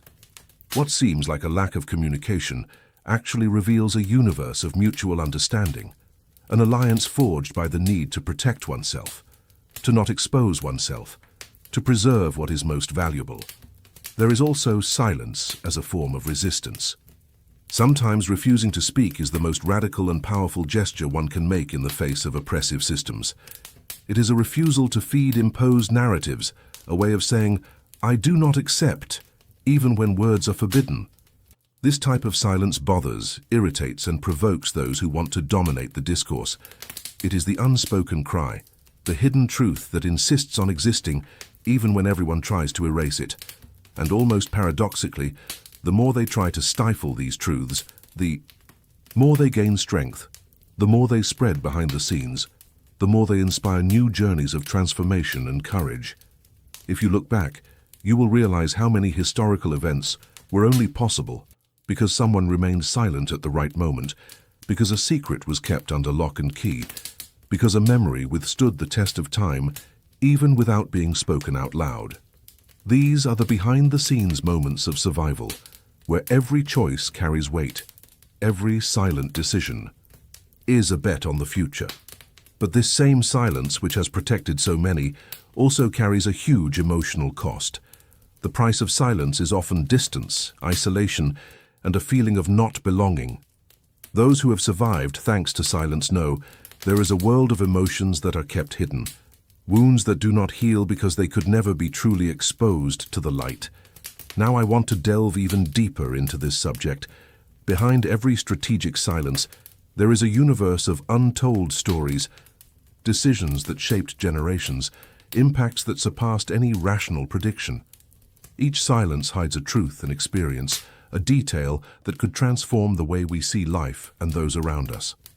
The mentality of those who have to choose silence to protect themselves reveals the complexity of a society where fear and hope walk side by side. It is no wonder that so many family secrets only come to light decades later, when they no longer pose an immediate risk. Silence, in these cases, is a kind of time capsule, storing revelations that can redefine an entire trajectory when they finally emerge. This process of hiding and revealing, of weighing the right moment to speak or remain silent, is an ancient art, passed down from generation to generation. And even in today's world, where everyone shares everything all the time, silence is still a powerful weapon and, at the same time, a vital protection. Some people think that in the age of total transparency, no one can hide anything anymore. But the truth is that silences have changed their form. Now they disguise themselves as omissions, pauses in speech, incomplete narratives. If you stop to think about it, you will realize how many subjects are still taboo, how many people prefer to remain silent so as not to expose themselves, how many secrets continue to be protected behind smiles and ready-made phrases. The craziest thing about all this is realizing how silence can be both a prison and a chance for freedom. Those who learn to use it as a shield, as a code, as a strategy, discover a silent strength that few can decipher. It is a survival resource, but also an invitation to reflect on the decisions we make every day.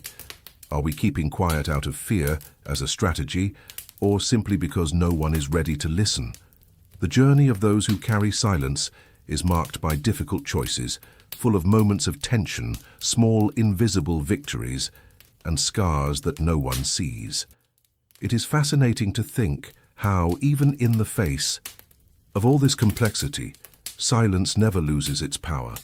It reinvents itself, takes on new functions and spans eras, always defying those who try to label it as weakness or submission. Behind the scenes of humanity's great transformations, silence is always there, holding back truths that may one day emerge and change everything. Every time someone chooses not to speak, they are in fact charting a new path, building bridges to the future, or protecting legacies that only time will be able to reveal. So what is the most striking silence in your story? Write it down. I'm on this journey too. The body, this silent territory where everything happens, has always been the stage for battles that almost no one sees. There is a hidden truth behind every movement, every heavy breath, every sign of exhaustion. While the empire, and whatever it may be it a system, a power structure, a dominant culture, tries to transform the body into a mere tool, a gear of production and control, at the same time it is in this same body that the last spark of genuine freedom is hidden. It is in this same body that the most profound experience of the human journey resides, the one that cannot be totally dominated by external narratives, nor erased by forced silences. When the body reaches its limit, it reveals an urgent message, often ignored by those who only see numbers, goals, and results. Tiredness, fatigue, and signs of exhaustion are much more than side effects of an insane routine. They are small cries for awareness, a visceral reminder that above all we truly exist within our own skin. Each tense muscle, each pain that refuses to go away, each sleepless night carries the story of decisions that were not made in vain, of choices made under pressure, of desires stifled by the weight of expectations. Behind each exhausted body, there is a universe of silent battles, individual journeys that rarely make the headlines, but sustain everything else. The most curious thing is to realize how exhaustion can, at the same time, mean oppression and resistance. On the one hand, the body serves the empire. It works, obeys, repeats gestures, follows orders, performs predefined roles. It is trained to endure, to bend without breaking. On the other hand, the exhaustion itself becomes a kind of silent protest, a warning that there is a limit, that it is impossible to go beyond without consequences. The body warns before everything collapses, and those who learn to listen to these signals discover an ancient wisdom, capable of redefining the entire mindset about self-care, purpose, and belonging. Just look at history. Entire peoples have used their bodies as their only tool of resistance when everything else was taken away. Slaves who transformed fatigue into a ritual, workers who built walls of dignity in the midst of exploitation, anonymous people who made their very survival an act of silent rebellion. The body bears visible and invisible marks of each. A cycle of oppression, but also of each hard-won transformation.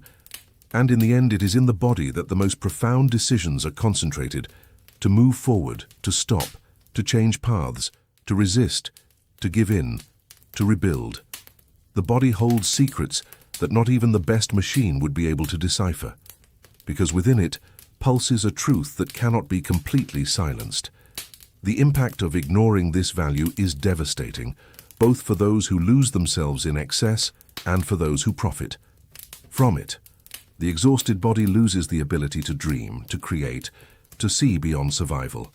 Little by little, the mind adapts to automatic behavior, turning off essential parts of its own being, accepting as normal that which should be challenged.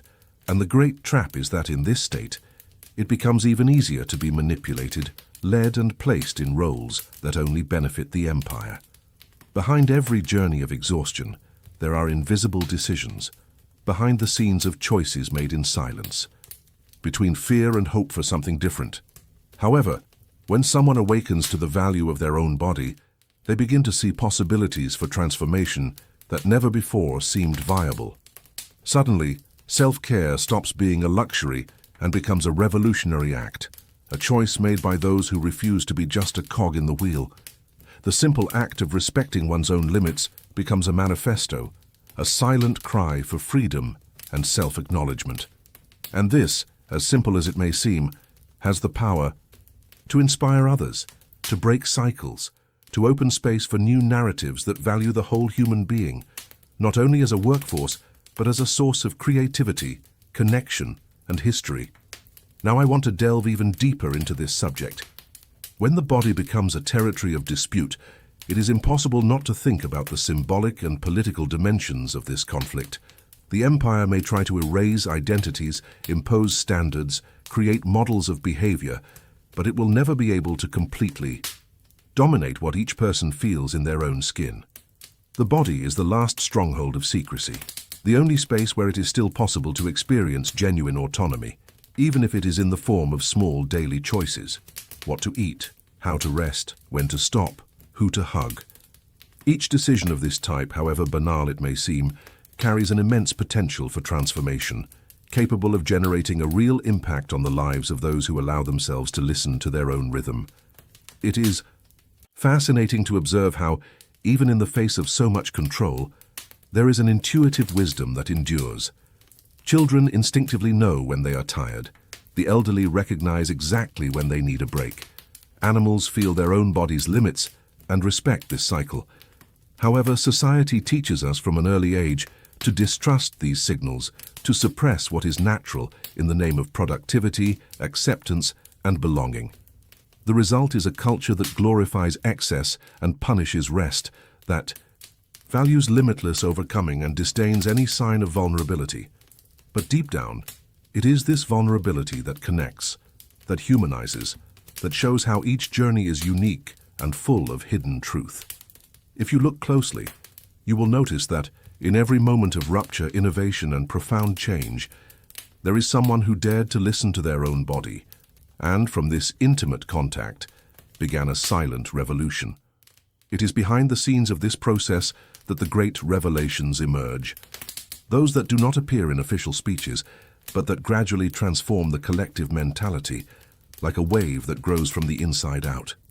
Each story of overcoming, each courageous decision to stop, each conscious choice to say enough, are acts of courage that challenge the logic of the empire and show the power of those who recognize their own worth.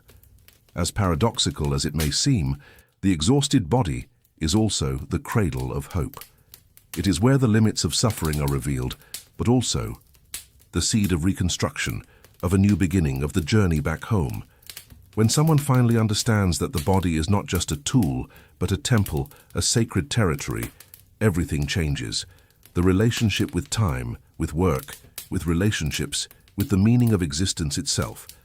The impact of this is profound and lasting, capable of inspiring entire generations to seek another way of living, of deciding, of being. Because at the end of the day, resisting imposed exhaustion is also a way of preserving humanity, of keeping the flame of who we truly are alive. If you've made it this far, you've already realized how much these stories, silences, and journeys leave deep marks on the way we see the world, and how understanding all of this can change the way we live and make decisions. If this content made sense to you and helped you see things from another angle, take the opportunity to subscribe to the channel, because here we always delve into topics that really connect, without beating around the bush.